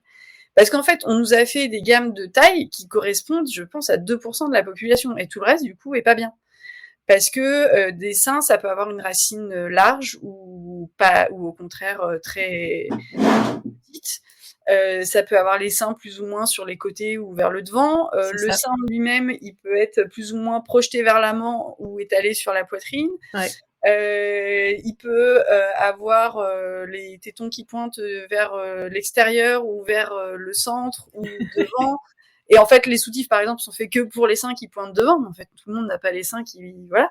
Non. Il peut y avoir une différence aussi de répartition du volume, c'est-à-dire que certaines, ça va être beaucoup plus sur le dessous, d'autres plus sur le dessus, d'autres sur les côtés ou sur le centre. Enfin, tu vois, donc il y a quand même une variation qui est à peu près, je pense, aussi infinie que l'ADN. Et il faut faire rentrer tout ça dans un truc qui est en tissu non stretch, avec une armature en métal en plus qui vient contraindre la forme. Donc forcément, tout ce qu'on vend dans le commerce ne peut convenir à personne, ou quasiment personne. Et du coup, le coudre n'est pas évident non plus, parce qu'il faut trouver... Parce que bon, les créatrices de patrons travaillent quand même à partir d'une gamme, parce que bien obligé. C'est ça. Après, généralement, il y a quand même pas mal d'explications sur comment modifier, etc. Mais moi, typiquement, je sais maintenant, mais j'ai pas encore réussi à le faire, que j'ai donc une racine qui est très large, donc ça veut dire qu'il me faut une armature qui est au moins 2 à 3 fois au-dessus de ma taille de bonnet, du volume de mon sein, et que en plus de ça, ils sont pas très projetés. Donc ça veut dire que faut que je prenne un bonnet donc qui correspond à l'armature et ensuite que je vienne le retravailler pour enlever du volume de projection. Et le tout sans finir à la fin avec un sein carré parce que j'ai mal réparti en fait mes modifications. Et je te dis le sein carré puisque ça m'est arrivé, c'est-à-dire que j'avais testé le Black Beauty et tout, j'avais fait une première toile qui était bien, du coup je me lance dans la version finale hyper contente de moi avec juste 2-3 pouillèmes de trucs que je voulais corriger. Et je finis le truc magnifique, très belle réalisation, j'étais trop contente, je l'essaye et j'avais littéralement le dessous du sein plat, carré. Et j'étais là, bah ouais, mais du coup non, parce que c'est moche quand même. Et donc voilà, donc c'est pour l'instant le soutif à armature, j'ai pas résolu et je pense que c'est, tu vois très exactement ce que je te disais, c'est un problème de bidouillage de patron, tu vois, d'ajustement, de géométrie, tout ça. 3D dans l'espace. Et c'est exactement tout ce qui me gonfle. Et en fait, à chaque fois que j'ai un échec, ça me prend 1 an et demi pour retenter quelque chose. Donc ma courbe de progression est super lente. Bah, déjà, t'as essayé, c'est-à-dire que moi, je regarde le truc comme une poule devant un couteau, comme tu disais tout à l'heure, et que je suis là... En fait, j'ai trop peur de me planter et je crois qu'il faut que je me lance. J'avais fait des épisodes lingerie, je pense que j'ai 3-4 kits de lingerie pour tenter des trucs et voilà. Donc, faut se lancer. Bah, Mais toi, tu t'es lancée. Mais est-ce que tu as essayé déjà le sans armature? Ah oui, mais alors non, moi, enfin, en tout cas, je ne me sens absolument pas à l'aise. En fait, j'ai un poids de D'accord. poitrine si important que, en fait, ça me tire sur les épaules, c'est juste horrible, quoi. Ok. Donc, il faudrait que j'ai des matières, enfin, comme mon soutif de sport que j'ai acheté dans le commerce, que j'ai eu la chance de trouver et qui me va et que je ne quitte pas depuis plusieurs années. Alors, je fais pas du sport, je fais une fois par semaine, hein, donc ça va, si tu veux, je l'utilise pas trop. Mais donc, je peux le garder. Mais voilà, je pense qu'il me faudrait un harnais. Non, mais parce que je pense que les matières que j'ai utilisées étaient absolument pas adaptées, enfin, en tout cas, pas assez adaptées. Et en tout cas, non, clairement, je me sens pas assez à l'aise. Je ressens vraiment le besoin d'un maintien plus fort avec des armatures. Donc voilà, on avait déjà eu cette conversation avec les filles de FitIU. J'espère que Ouais, les Julie, projets c'est ça, les projets vont me faire un peu bouger, mais voilà, je pense qu'il faut que je me bouge pour m'y mettre, quoi. oui, parce que j'allais te suggérer le fameux smoothie de FitU, parce qu'avec Julie, on se connaît, je lui ai filé un coup de main au Ouais. CSF et tout sur son stand. Et c'est vrai que le FitU, il est quand même assez bluffant. Mais bon, après moi, je peux pas, je vis pas dans tes seins, donc je C'est ne ça. sais pas. C'est ça. Donc voilà, donc je sais, je vais voir. Faut que je m'y mette, c'est certain, parce que là, j'arrive au bout de mes soutifs du commerce et que ça me fait suer d'en racheter alors que j'ai tout ce qu'il faut pour faire chez moi et que je pense que techniquement, je suis capable. Non, et puis en vrai, pour le coup, j'avais écrit un article de blog là-dessus. Les techniques de couture de lingerie, moi, je les trouve pas. Enfin, je pense c'est un peu comme, je sais pas, la braguette, le jean. Il y a des trucs comme ça où t'as plein de couturières qui disent ah là là, je rêverais de coudre un pantalon, mais la braguette, ça me fait hyper peur et tout. Et du coup, moi, avant d'en coudre le premier, j'étais super flippée de la vie. Oui, oui, non, c'est ça. Et en fait, la première fois que je l'ai fait, j'étais ah bah, enfin, je veux dire, voilà, faut suivre les explications, quoi. Alors, au début, c'est pas très naturel. Je te jure pas que sans explication, je couds une braguette On est d'accord. toute seule, mais bon, une fois que Où il tu n'y a pas suis une les difficulté explications, technique, c'est non, vraiment une question de bien placer les pièces, quoi. c'est ça, tu le mets à l'endroit où on t'a dit, tu mets des épingles, tu fais une ligne de couture, tu refermes un truc, tu bascules la jambe, tu refais une autre couture. Enfin, voilà, si tu suis les explications, ça se passe, quoi. Donc, bah, faut peut-être juste prendre une marque un peu plus connue pour ses C'est ça. compétences pédagogiques. Mais sinon, franchement, ça se passe sans problème. Et en fait, la lingerie, bah, je vais peut-être d'ailleurs bientôt donner des cours de lingerie du côté de Malakoff. Mais c'est vrai que moi, je trouve qu'il faut vraiment démystifier. Notamment, les gens se font beaucoup d'idées sur la dentelle stretch, tu vois, par exemple, de dire ah là là, ça doit être très compliqué, il y a des trous. Ah mais depuis que j'ai découvert la couture des culottes, j'adore la dentelle stretch et je trouve ça Et voilà. génial et Et super en fait, facile. enfin, je veux dire, si tu dois comparer ça à de la viscose, par exemple, ça se coud tout seul, quoi. Enfin, je veux dire, ça Vraiment, bouge pas. Au moment où tu coupes, ça bouge pas. Au moment où tu couds, ça part pas dans tous les sens.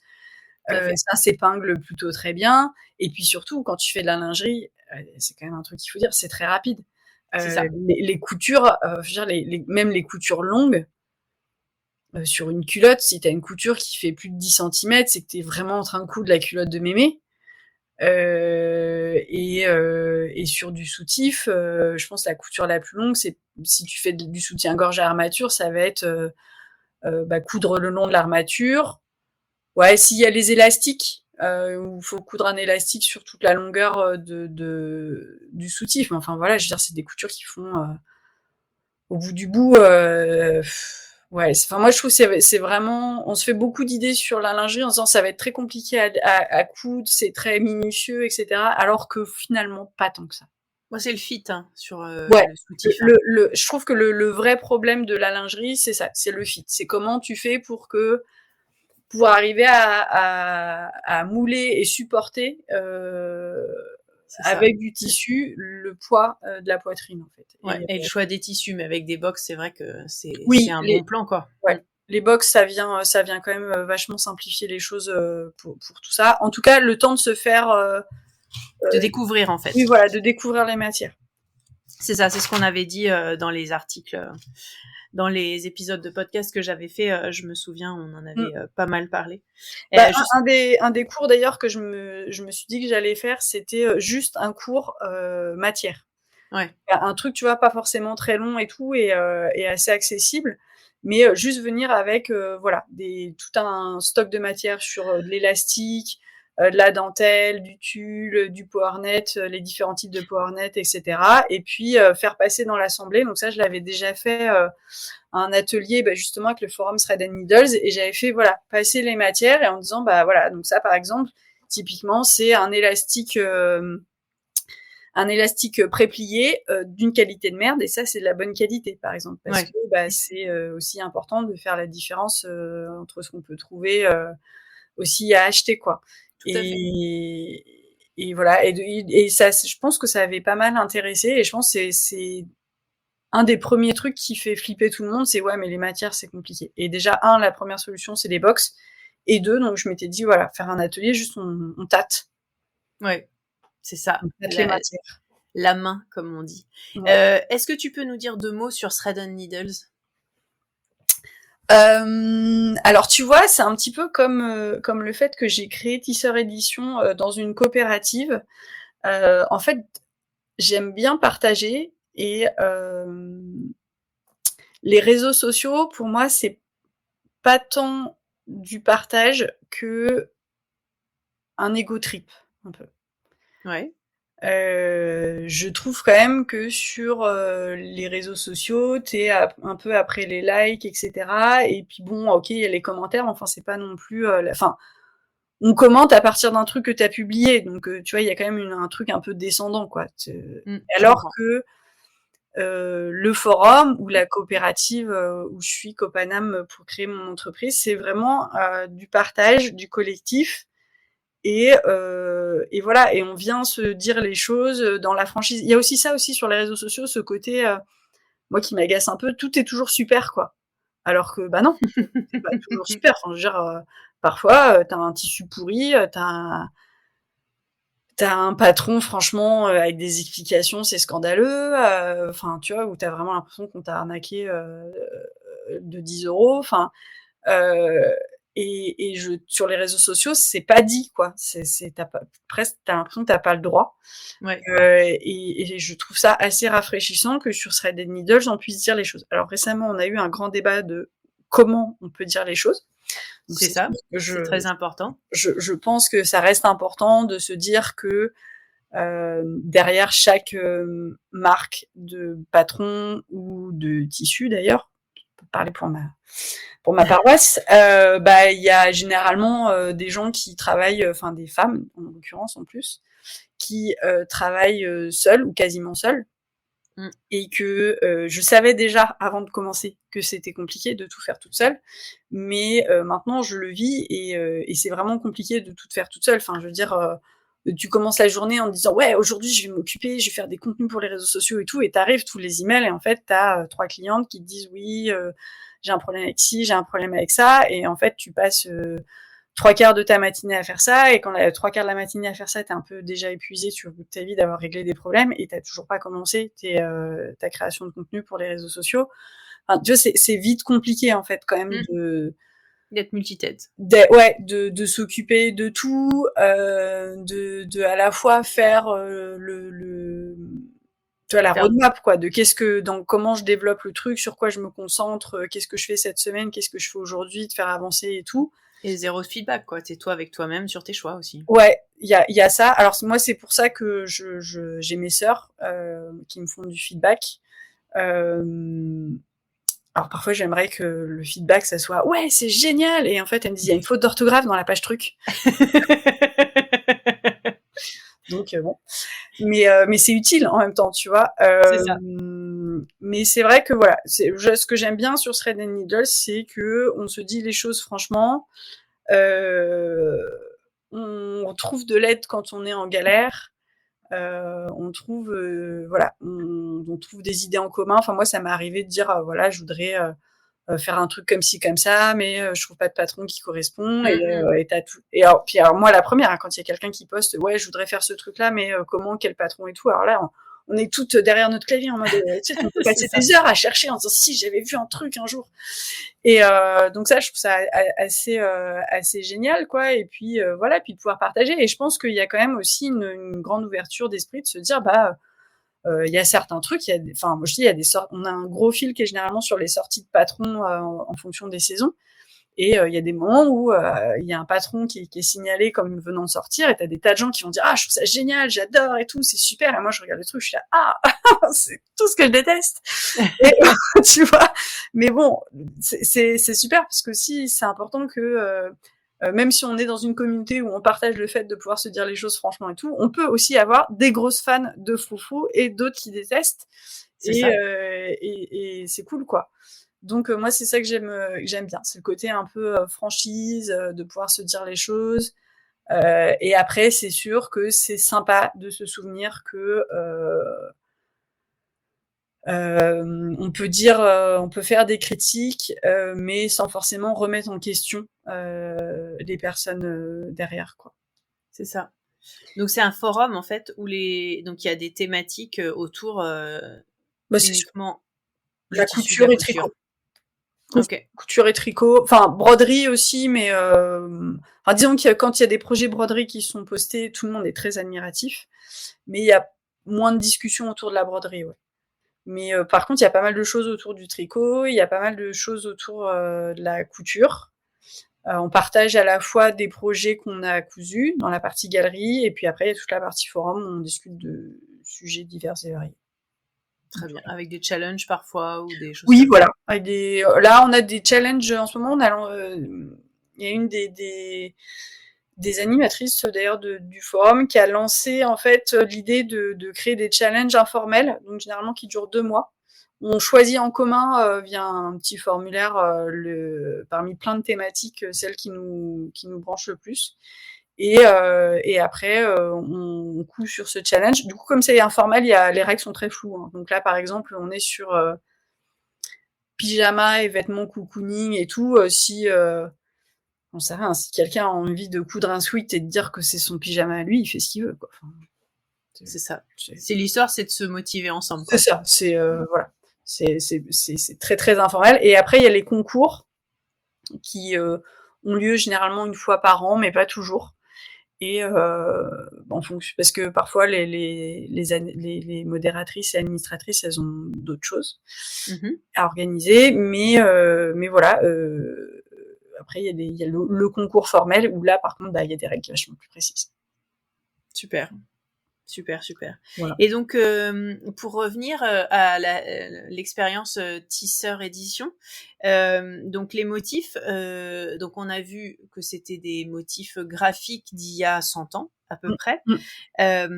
J'ai bien aimé dans ta présentation, tu dis qu'ils sont non-genrés. Et ça, je trouve que c'est super intéressant aujourd'hui parce que on avait eu une discussion avec Frédéric de Monsieur Bretzel qui disait que justement dans l'offre pour hommes, soit t'étais fan des fleurs comme lui et c'était assez facile finalement d'aller piocher dans la proposition qui est faite aujourd'hui de manière générale et donc plutôt orientée femme, soit si t'étais un homme, t'avais droit à des rayures, des poids et point barre. Et là, c'est vrai que ça peut plus facilement parler à tout le monde sans sentir que c'est fait pour les filles ou fait pour les hommes, quoi.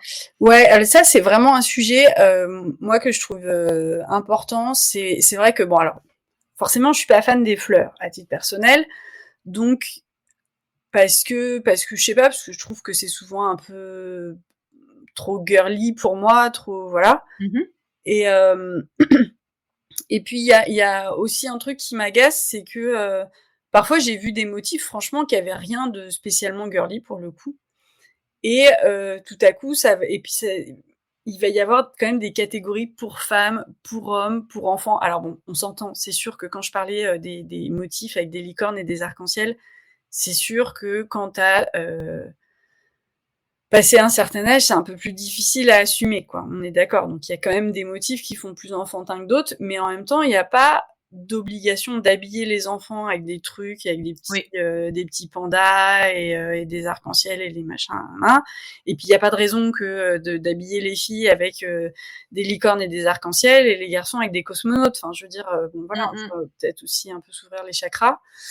Et de la même manière pour les hommes. Et notamment pour les hommes, ça m'avait agacé sur certaines marques d'accessoires. Donc tu vois des sacs, des trucs de déco, des choses comme ça. Et tu vois, je fais des chapeaux aussi pas mal, tu vois, des chapeaux, des casquettes et tout, et des trucs qui vont me dire ah ça c'est pour homme, mais ça c'est pour femme. Alors je dis au bout d'un moment stop quoi. Enfin je veux dire un sac c'est un sac quoi. Et franchement un sac si tu le fais, alors c'est sûr que si tu encore une fois tu le fais en rose avec des paillettes, bon ton mec va peut-être avoir du mal à l'assumer. Mais bon voilà si tu le fais en jean, voilà c'est un sac quoi. Donc moi me dire ça c'est un sac, j'ai fait et puis sinon il y a l'autre version mais c'est le sac pour homme. Franchement moi je regarde les deux, le dessin technique. Faut quand même s'accrocher pour arriver à genrer. Donc en fait je trouve que parfois on catégorise trop. Que ça n'a pas de sens. Je veux dire, ça, au bout d'un moment, ça fait quand même un paquet de temps là que les femmes portent des pantalons. Je veux dire, personne te dira qu'un pantalon ne peut pas être féminin, par exemple. Enfin, tu vois, il y a des choses qui n'ont pas de sens, quoi. Enfin, et pourtant, il y a un siècle, une femme qui portait un pantalon, on allait dire, ah, essaye de se faire passer pour un homme. Donc, bon, bref. C'est ça. C'est un peu qu'il faut que les choses bougent. Et donc, c'est vrai que ces motifs, moi, quand je les ai vus, je me suis pas dit, c'est pour homme ou c'est pour femme, quoi. Je me suis dit, c'est des motifs, ils sont trop chouettes, j'ai envie de les éditer, et franchement, ils peuvent être aussi bien pour les hommes et pour les femmes, et de manière à offrir aux hommes, effectivement, enfin, aux hommes et aux personnes non genrées, d'ailleurs, parce que moi, je dans ma famille et dans mon entourage amical et tout, j'ai ce cas-là, enfin, ces cas-là, et j'ai envie, en fait, que ces personnes, puissent se dire, moi, je vais avoir un motif hyper sympa, coloré et tout, sans qu'on se dise, ah, c'est plus pour homme ou c'est plus pour femme, et que ça vienne influencer la perception que les gens autour pourraient avoir de, tu vois. Et donc, je trouve ça bien, en fait, de juste pouvoir avoir des motifs qui soient sympas et qu'on se dise pas c'est pour homme ou c'est pour femme ou c'est pour enfant ou c'est pour petite fille ou machin. Et donc, je trouve ça cool d'avoir, voilà, des motifs qui puissent être fun, qui puissent être élégants, sympas, originaux et tout, sans que ce soit forcément destiné à des femmes ou des hommes ou voilà. Et donc aujourd'hui, la collection que tu proposes de 4 motifs, elle est plutôt dans les tons bleus, pour ceux qui se posent la question. Enfin, il y a du bleu pas mal. Beaucoup d'indigo. Voilà, je vous conseille vraiment d'aller faire un tour sur le site internet et sur les présentations. Et est-ce que, pour finir, tu peux nous dire sur quel tissu on va imprimer? Alors, comment ça se passe, l'impression? Ouais, c'est vrai qu'on n'a pas parlé de ça. Le principe. Donc tout le principe de Tisseur Édition en ce moment, c'est, puisque j'ai éventuellement d'autres plans pour l'avenir, mais aujourd'hui, les tissus sont imprimés à la demande. Donc c'est-à-dire que on choisit son motif. Et pour chaque motif, on a le choix, entre 5 et 6 motifs normalement. En ce moment, il y en a un de moins parce que j'ai une petite rupture chez l'imprimeur. Mais 5 et 6 tissus, pardon. Ouais, 5 ou 6 tissus base. Donc en fait, on a une popeline de coton craquante, donc qui est une popeline pas style Liberty, quelque chose de plus épais. Donc voilà, qui est une popeline qui est assez adaptée à plein de types de projets. Mais c'est vrai que cette popeline, par contre, je la propose que sur les motifs qui sont sur un fond clair, pour des raisons de qualité d'impression. Sinon, on a du satin de coton qui est super doux, super agréable, qui est pas brillant, qui est plutôt mat, mais qui est hyper agréable, fluide et tout. On a du French Terry, donc c'est le sweat bouclette, donc les bouclettes n'ont pas été brossées au dos. Du jersey de coton, de la double gaze, et du Panama. Alors le Panama en ce moment j'ai une petite rupture côté fournisseur, mais du Panama de coton aussi, donc là qui est une toile qui va être plus épaisse, un peu plus texturée, et qui va être super pour c'est vrai que j'ai une cliente là qui me disait qu'elle voulait faire une jupe, par exemple, une jupe courte en A. Avec, donc ça c'est top, ça peut être de la veste ou ça peut être de la déco, des coussins, des sacs, etc., etc. Ouais, on s'approche de la veste un petit peu des travailleurs. Ouais, exactement, un peu workwear, ouais. Et puis j'ai dans un chantier aussi pour mettre à dispo du lycra UV. Donc, pour faire tout ce qui va être maillot de bain, leggings, etc. Donc là, forcément, on passe sur du polyester. Le reste, c'est 100% coton. Le reste, c'est 100%. Alors, pas 100% coton, parce que le French Terry et le Jersey, il y a de l'élastane aussi. Ok. Mais sinon, ouais, on est que sur des bases coton. Et c'est vrai que j'ai une volonté d'éviter autant que faire se peut le synthétique. Maintenant, c'est vrai que pour les maillots de bain, c'est plus compliqué. C'est bof. Et voilà. Et donc c'est imprimé avec une méthode d'impression qui est une méthode d'impression numérique pigmentaire. Donc qui est la méthode d'impression la plus écologique qui existe. Et qui consomme excessivement peu d'eau en fait dans le processus d'impression. Et donc voilà. Donc l'avantage de ça, c'est de n'imprimer que ce qu'on a besoin, donc de pas créer de surstock, et d'avoir une méthode d'impression qui est vraiment le plus écologique possible.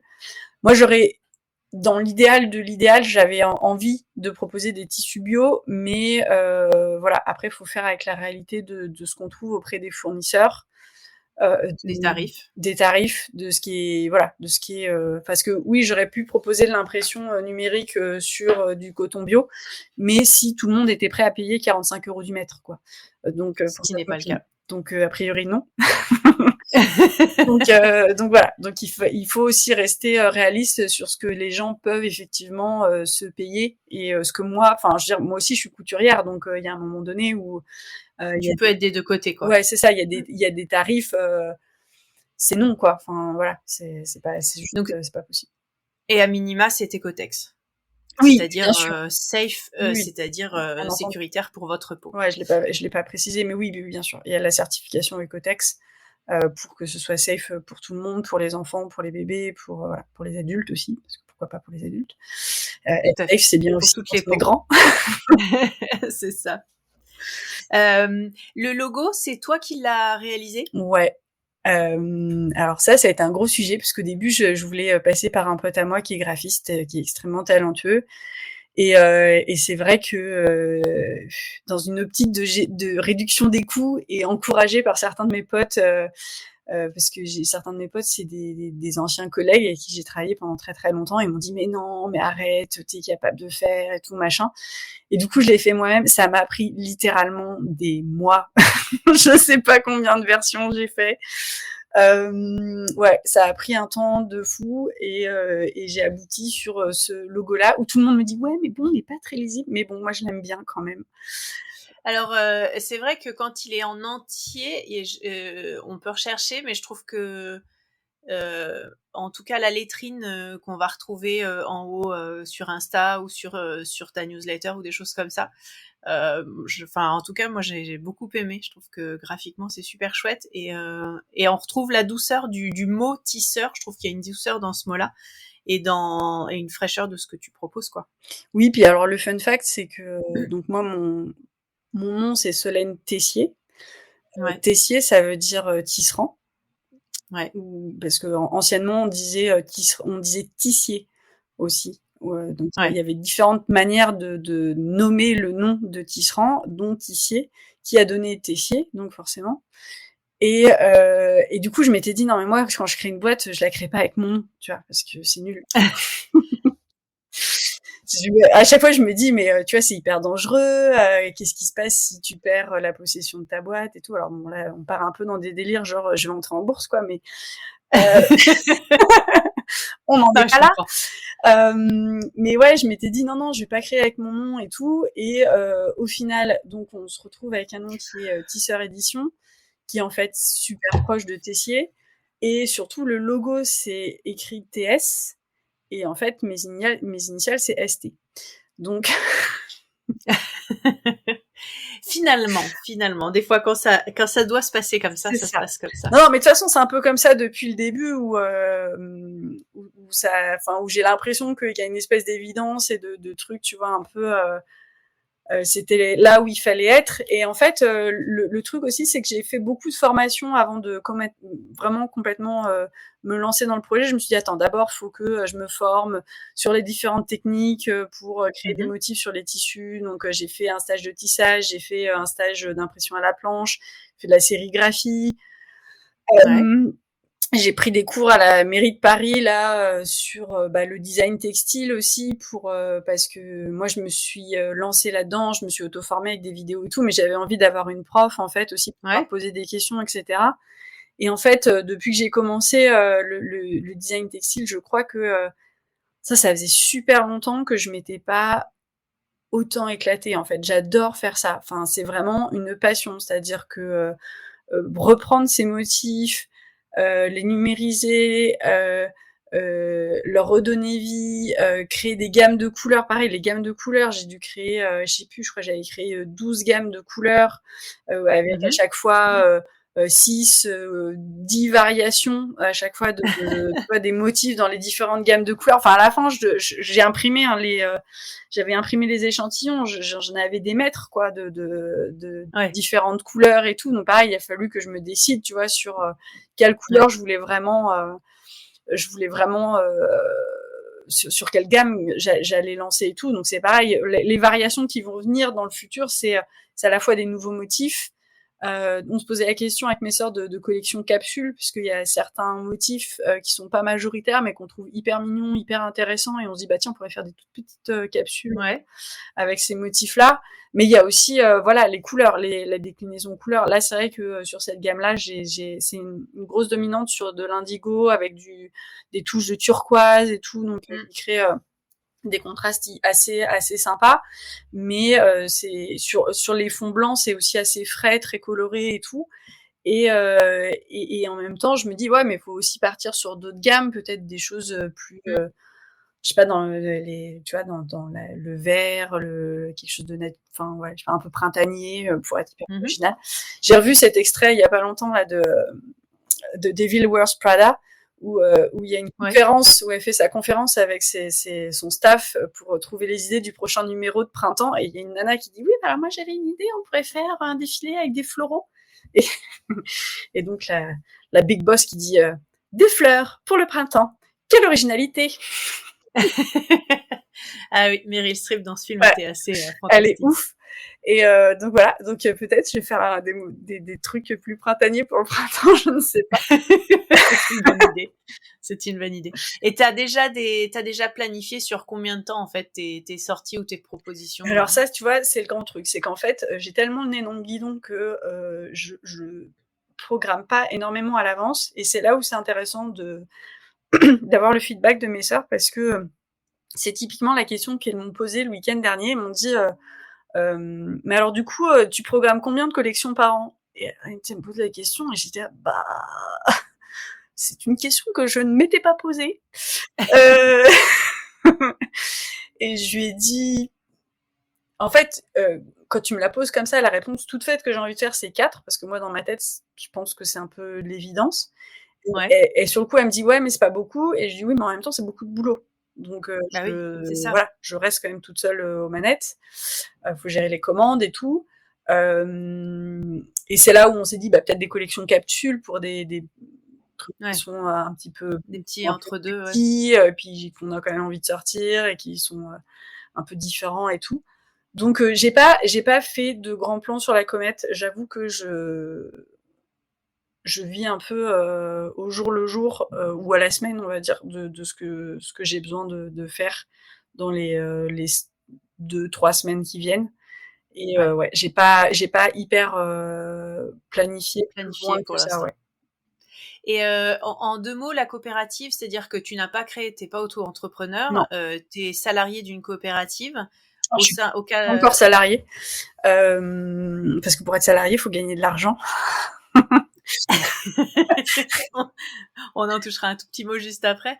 Et donc tu adhères à une coopérative qui t'offre un cadre juridique et technique, on va dire logistique, sur toutes les questions de comptabilité, on va dire, légalisation de la chose, quoi, c'est ça?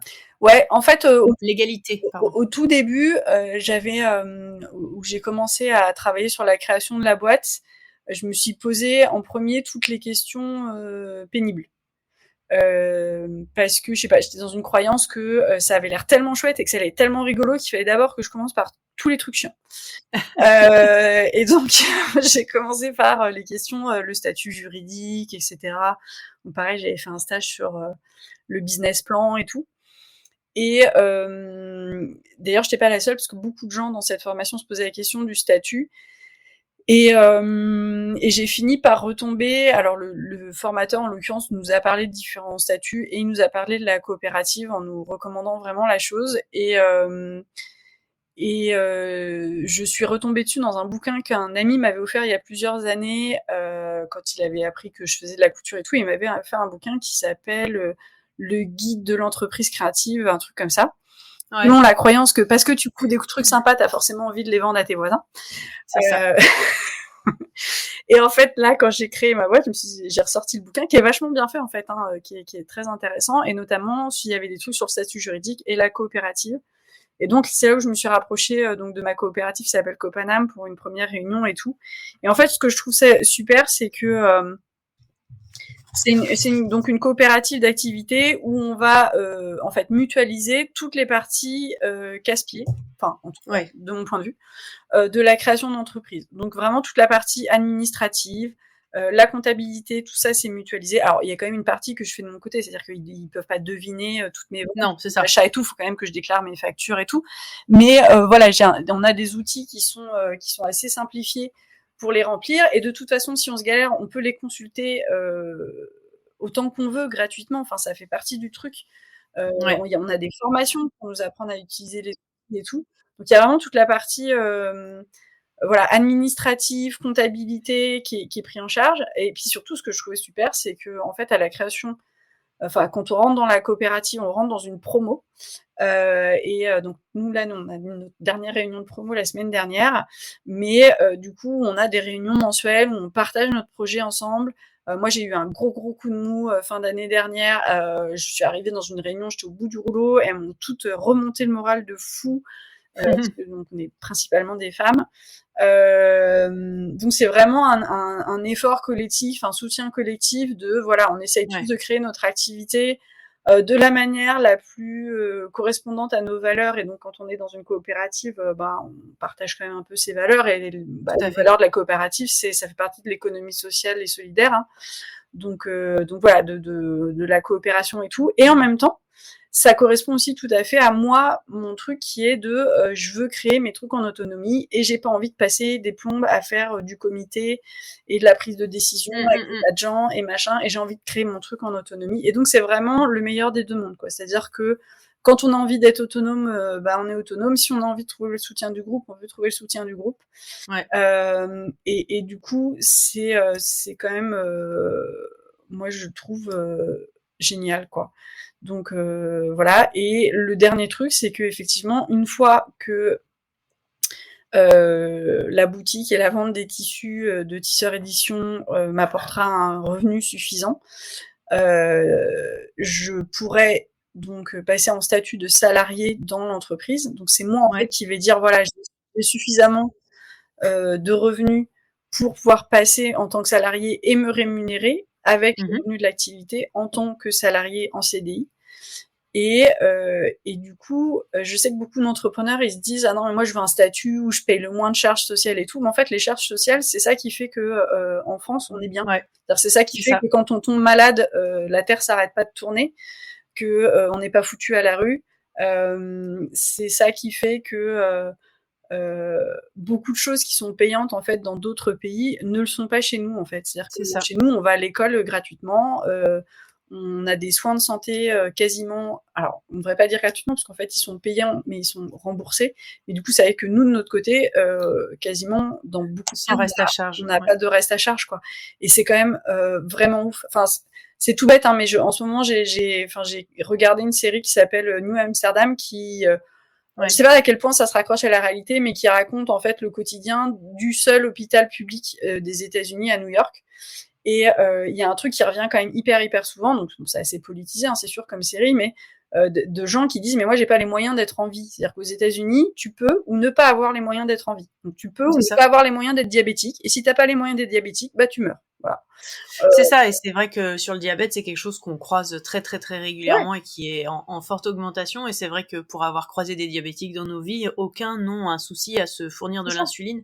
Et dans les séries américaines, c'est quelque chose qui revient entre guillemets régulièrement. C'est se fournir en insuline, ça coûte un bras et demi, comme c'est même pas permis, quoi. Ouais, j'ai vu cette série, c'est intéressant. En France, c'est un non-sujet. Tout le monde est diabétique. Personne, enfin moi je me souviens avoir rencontré quelqu'un qui se faisait sa piqûre parce qu'on était en train de prendre l'apéro et tout, et donc il vérifiait sa glycémie, puis se faisait son petit truc et tout. Bon, à part le fait de se dire ah quand même c'est chiant et tout, faut faire des vérifications, c'est un non-sujet. On lui dit pas mon Dieu mais comment tu gères ta vie, etc. Enfin tu vois, c'est voilà, bon c'est chiant, médicalement chiant, mais ça peut être très prenant, ça peut être compliqué. Enfin moi j'ai des exemples autour de moi, mais c'est un non-sujet financier. C'est ça. Et moi, c'est pareil. J'ai plusieurs maladies chroniques. C'est très pénible en termes de suivi. Je prends beaucoup de médicaments plusieurs fois par jour. Faut aller voir les médecins régulièrement, etc. Donc tout ça, c'est pénible. Ça influence sur mon rythme de sommeil, sur des tas de trucs et tout. Mais je me pose pas la question financière. Par contre, je me suis dit, à partir du moment où quand même alors j'ai eu une première maladie, puis une deuxième, et au bout d'un moment, je me suis dit, bon, bah là, par contre, je ne peux plus aller vivre à l'étranger. C'est-à-dire que je suis arrivée à un niveau médical qui fait qu'en France, c'est un non-problème, mais je ne peux plus me dire, tiens, je vais aller vivre aux États-Unis. C'est plus possible, en fait. Parce qu'il n'y aura pas d'assurance médicale qui va m'accepter, parce que tout va me coûter un bras dès que j'aurai un problème, et qu'en fait, je n'ai pas les moyens, en fait, d'être malade là-bas, quoi. Et donc pour toi, en effet, d'être dans un cadre avec une forme de sécurité financière, ça soulage énormément. Alors la sécurité financière, non, parce que pour l'instant, donc j'ai pas de revenus liés à mon activité, mais c'est vrai que le concept de se dire à partir du moment où mon activité rapportera suffisamment d'argent, je pourrais être en CDI et donc je vais cumuler des droits à la retraite. C'est ça. Je vais cumuler mes droits pour la santé, du chômage.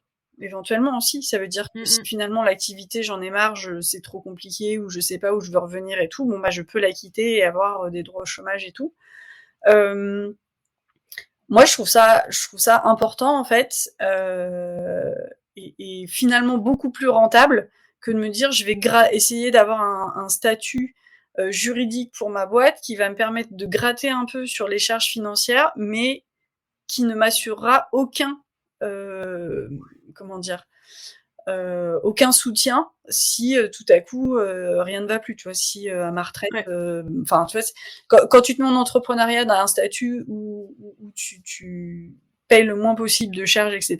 Bon bah c'est comme bosser au noir, quoi. Hein. Enfin non, parce que c'est légal, mais je dirais à la fin. Oui, non, bien sûr. Voilà. Oui, il y a vraiment le strict minimum. On en avait parlé dans un des premiers épisodes donc là on arrive aux 50 et quelques, bientôt 60e épisode du podcast, hein.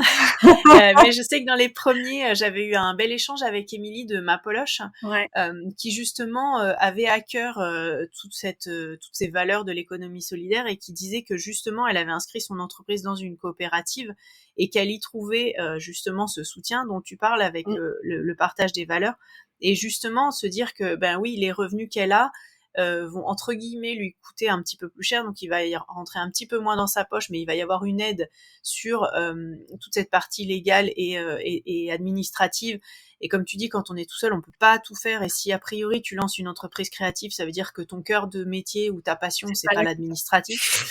Voilà. Et que de deux, eh ben, tu vas gagner en soutien justement sur la retraite, sur la maladie, etc. Et que tu vas participer à quelque chose de commun, quoi, en fait, aussi. Oui, et puis ce qu'il faut pas oublier, c'est qu'une fois qu'on passe en tant que salarié, on paye aussi une participation donc à la coopérative. C'est-à-dire qu'une fois que pour le coup on a suffisamment d'argent pour se payer, et ben on va payer aussi une participation en fait sur le résultat. Et à la coopérative, donc qui vient financer tous les services dont on a parlé, la compta, etc. Mais qui vient aussi finalement soutenir justement tous les créateurs comme moi je suis en ce moment, qui arrivent, quoi, qui commencent et qui voudraient faire un truc. Et donc, ils vont avoir toutes ces formations de comment on crée une boîte, comment bien réfléchir, comment on positionne son produit, pourquoi on crée sa boîte, qu'est-ce qu'on met derrière, comment on fait sa compta. Donc, moi, toutes ces formations que j'ai eues là ces derniers mois, en fait, ça a été payé par les gens qui sont dans la déjà actifs, qui contribuent. Et donc, une fois que moi, je me souhaite d'arriver à ce stade-là, et ben, je vais aussi contribuer à ça. Et en plus de ça, chez Copanam, ce qui est assez fou, c'est que comme les activités au sein de Copanam depuis plusieurs années ont bien réussi, ils ont un excédent qu'ils ont pu remettre en fait dans des fonds de solidarité pour les entrepreneurs. Donc un fonds de y a un gros problème, tu vois, quelqu'un qui tombe malade et qui peut plus bosser pendant plusieurs mois. Bon bah quand t'as une activité, c'est une activité quand même d'indépendant. C'est-à-dire si tu travailles plus, tu rentres plus de contrat, donc tu rentres plus d'argent. Donc bah le fonds va venir pouvoir donner en fait de l'argent pour en cas de coup dur. Il va y avoir un fonds d'investissement pour les entrepreneurs qui vont avoir besoin de faire un investissement assez fort et qui n'ont pas envie de passer par une banque ou qui peuvent pas passer par une banque ou quoi. Donc là, bah pareil, il va y avoir une évaluation du projet et puis on va leur prêter de l'argent avec ce fonds d'investissement. Enfin voilà, il y a plusieurs fonds comme ça aussi qui viennent recréer la solidarité entre les gens. Et c'est vrai qu'en fait, tu vois, a posteriori, je me dis, mais c'est quand même un peu fou de se dire, je vais créer ma boîte et je vais payer, enfin, tu vois, toute la partie administrative, il y a quand même beaucoup de créateurs d'entreprises, c'est pas la partie qui les fait vibrer, quoi. Non, sinon ils seraient aide logistique, enfin ça existe, hein, des assistantes, des assistantes virtuelles. Oui, et d'ailleurs c'est super, mais à moins de créer ton entreprise dans le fait d'être justement des services aux entreprises pour de la compta, pour faire de l'administratif et tout ça, c'est qu'a priori c'est pas le sujet qui t'intéresse et qu'en fait on se retrouve à payer individuellement, tu vois, en fait quelque part je trouve ça un peu dingue. Et ça, pour moi, ça a tellement plus de sens de se dire, bah voilà, nous on a collectivement envie de créer tout un tas de trucs hyper différents.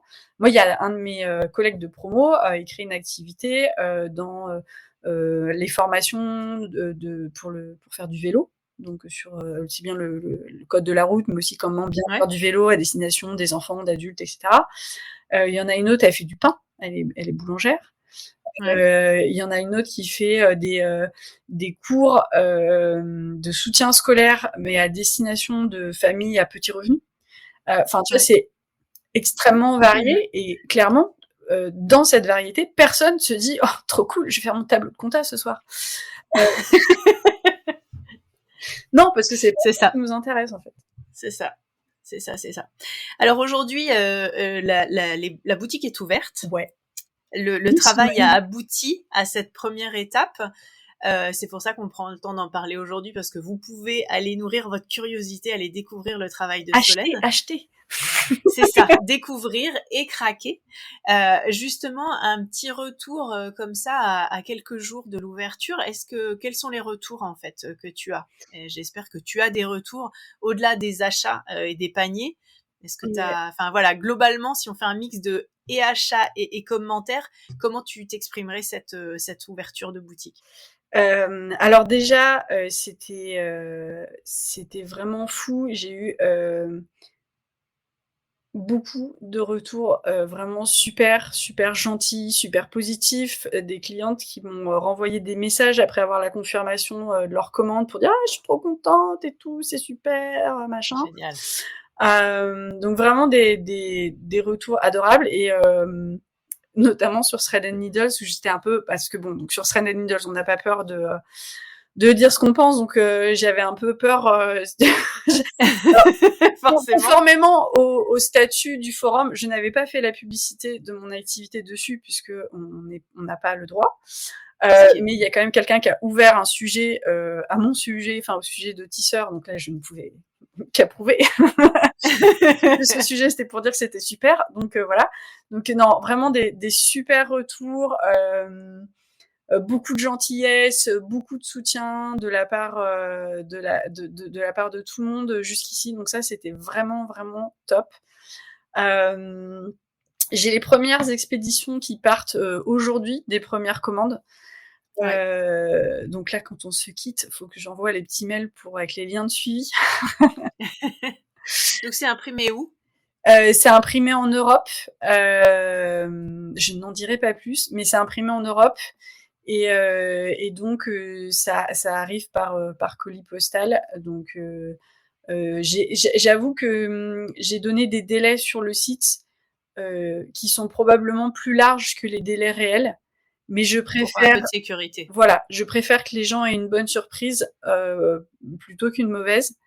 On sait à quel point les aléas du transport, ça peut être compliqué à gérer pour toute entreprise qui vend par correspondance.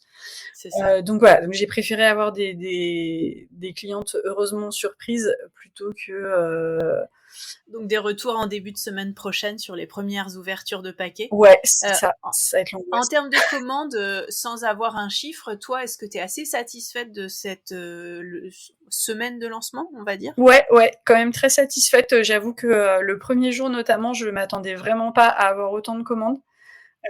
Donc là, ouais, je suis quand même vraiment, vraiment super contente. Maintenant, c'est vrai que pour l'instant, ma communication s'est beaucoup adressée aux gens qui me suivaient sur Somio et qui se sont inscrits ensuite sur la newsletter de Tisseur Édition. J'ai pas à enfin, je suis assez peu suivie avec Tisseur Édition sur les réseaux sociaux. Déjà que moi-même sur mon compte perso, j'étais pas. Enfin, j'avoue, je crois que le dernier post sur mon compte perso sur Instagram, il doit dater de presque un an, je pense. Donc, Écoute, il y en a qui postent tous les jours sur Insta. Toi, tu postes tous les mois ou 2 fois par mois sur ton blog. Voilà. Chacun sa régularité, son lieu d'expression. Mais c'est vrai qu'aujourd'hui, Tisseur Édition a pas, en dehors de mon cercle on va dire d'abonnés très proches qui me suivent depuis Somio, qui sont passés sur Tisseur et tout. Voilà, j'ai pas une audience très large pour le moment, donc c'est là-dessus que je vais me concentrer pour élargir développer. un peu, et me développer. Très bien. Eh ben écoute, donc tisseur, ça s'écrit donc c'est la contraction de tisser et sœur, donc sœur S-O-E-U-R-S, donc T-I-2-S O-E-U-R-S. Tout à fait. Donc c'est tisseur.fr. Est-ce que tu peux nous redire où est-ce qu'on peut .com?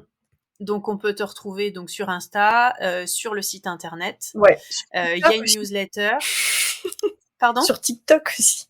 Sur TikTok aussi, génial, super, ceux qui sont là-bas. Et puis surtout, n'hésitez pas à aller jeter un œil prendre le temps d'aller regarder tout ce qu'a ressorti Solène de ces magnifiques motifs d'il y a 100 ans, les mettre à jour. N'hésitez pas à vous faire une petite commande pour tester une matière. Moi, je trouve que la matière pour faire une veste épaisse, là, je la trouve assez sympa. Enfin, pour le coup, c'est la matière mixée avec le motif qui peut être intéressant. Ça peut être assez bien. Et puis dans les semaines qui viennent, alors moi j'ai bien entendu, j'ai aussi calé un blog sur Tisseur Édition où je publie les coulisses de la création, des sujets sur les motifs, etc., les motifs textiles. Et puis j'ai dans le projet aussi de coudre quelques produits, donc de vous emmener aussi sur ces aventures-là. Donc voilà, donc il y a aussi du contenu que j'espère intéressant. Très bien, et on va suivre ça avec grand plaisir. Et puis surtout, si vous n'achetez pas, n'hésitez pas à partager, au moins, à faire connaître le travail de Solène pour que d'autres qui auraient envie puissent passer à l'achat et se faire plaisir pour découvrir des nouvelles choses. Et puis ceux qui adorent créer des vêtements cousus main pour toute la famille assortis, voilà. On a passé l'époque des pyjama parties, mais finalement, il n'y a pas d'époque pour les pyjama parties ou les sweat parties ou tout ce qu'on veut, en fait, chemise parties. Ouais, quand j'étais en Corée, j'ai vu une mode là-bas que je trouvais assez dingo, c'est qu'en fait, ils vendent des tenues, alors pas unisexe parce qu'ils font une version homme et une version femme, mais assorties pour les amoureux. Et en fait, c'est hyper à la mode. C'est-à-dire que quand t'es un bon amoureux, tu achètes à ta chérie un t-shirt et une paire de baskets assorties aux tiennes pour que quand vous sortez en couple, vous soyez habillés. On voit que vous êtes en couple. Oh, je pense que je vais proposer ça à mon Et en fait, je trouvais ça un peu kitschos et en même temps un peu mignon, tu vois. Je suis tout à fait d'accord sur le fil entre mignon et en même temps, tu vois, c'est vrai que quand t'es, je sais pas, quand t'as 18-20 ans, pour un mec, t'as l'impression qu'ils savent jamais quoi acheter à leur chérie. Alors franchement, une nana, c'est pas compliqué. Tu achètes une paire de boucles d'oreilles, enfin, je veux dire, c'est quand même très compliqué, quoi. L'inverse étant beaucoup plus difficile. Mais ils ont toujours l'air perdus. Bah, en fait, là, il y a pas de problème en Corée, c'est codifié. T'achètes la tenue assortie à la tienne pour sortir. Alors après, ça nécessite des moyens financiers si tu changes de copine souvent. Mais écoute, tu les repères, quoi. Et c'est vrai qu'en Corée, je pense que c'est un des pays, alors ça m'est quand même pas mal arrivé en Asie, mais c'était vraiment un des pays où j'ai eu le plus de condoléances. Vous êtes célibataire, mais vous êtes toute seule, mais votre chéri, il est resté à la maison. J'étais, non, j'ai pas de chéri. Oh là là, je suis vraiment désolée pour vous. Non, mais ça va. Ça te fout pas de pression du tout? Non, bah, tu penses. Alors moi, je m'en fous, j'étais de passage, mais alors je me dis, les nanas qu'on là-bas, c'est autre chose. La pression sociale, on en parle en France, mais je veux dire, faut aller en Corée pour comprendre le délire, quoi. On en est à la fin du podcast. Tu avais une jolie proposition à nous faire, Solène, si on a envie de craquer sur tes tissus. Oui. Raconte. Tout spécial là pour les auditeurs et auditrices de Causons Couture. Je voulais vous proposer un joli code promo qui ira jusqu'au 2 mars. Un code promo avec moins 15% sur toute la boutique Tisseur Édition. Et le code promo, pour faire simple, c'est Causons Couture, tout attaché.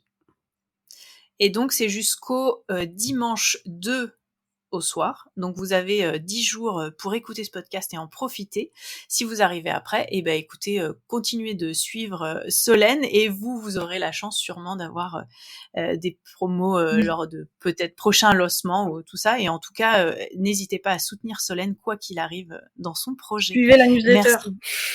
C'est ça. Informez-vous. Bon, écoute, merci beaucoup d'être venu prendre le temps de partager la couture et surtout cette aventure de Tisseur Édition. Merci beaucoup à toi de m'avoir accueilli, c'est vraiment trop sympa. Et puis ça faisait très très longtemps qu'on devait se parler plus en longueur. C'est ça.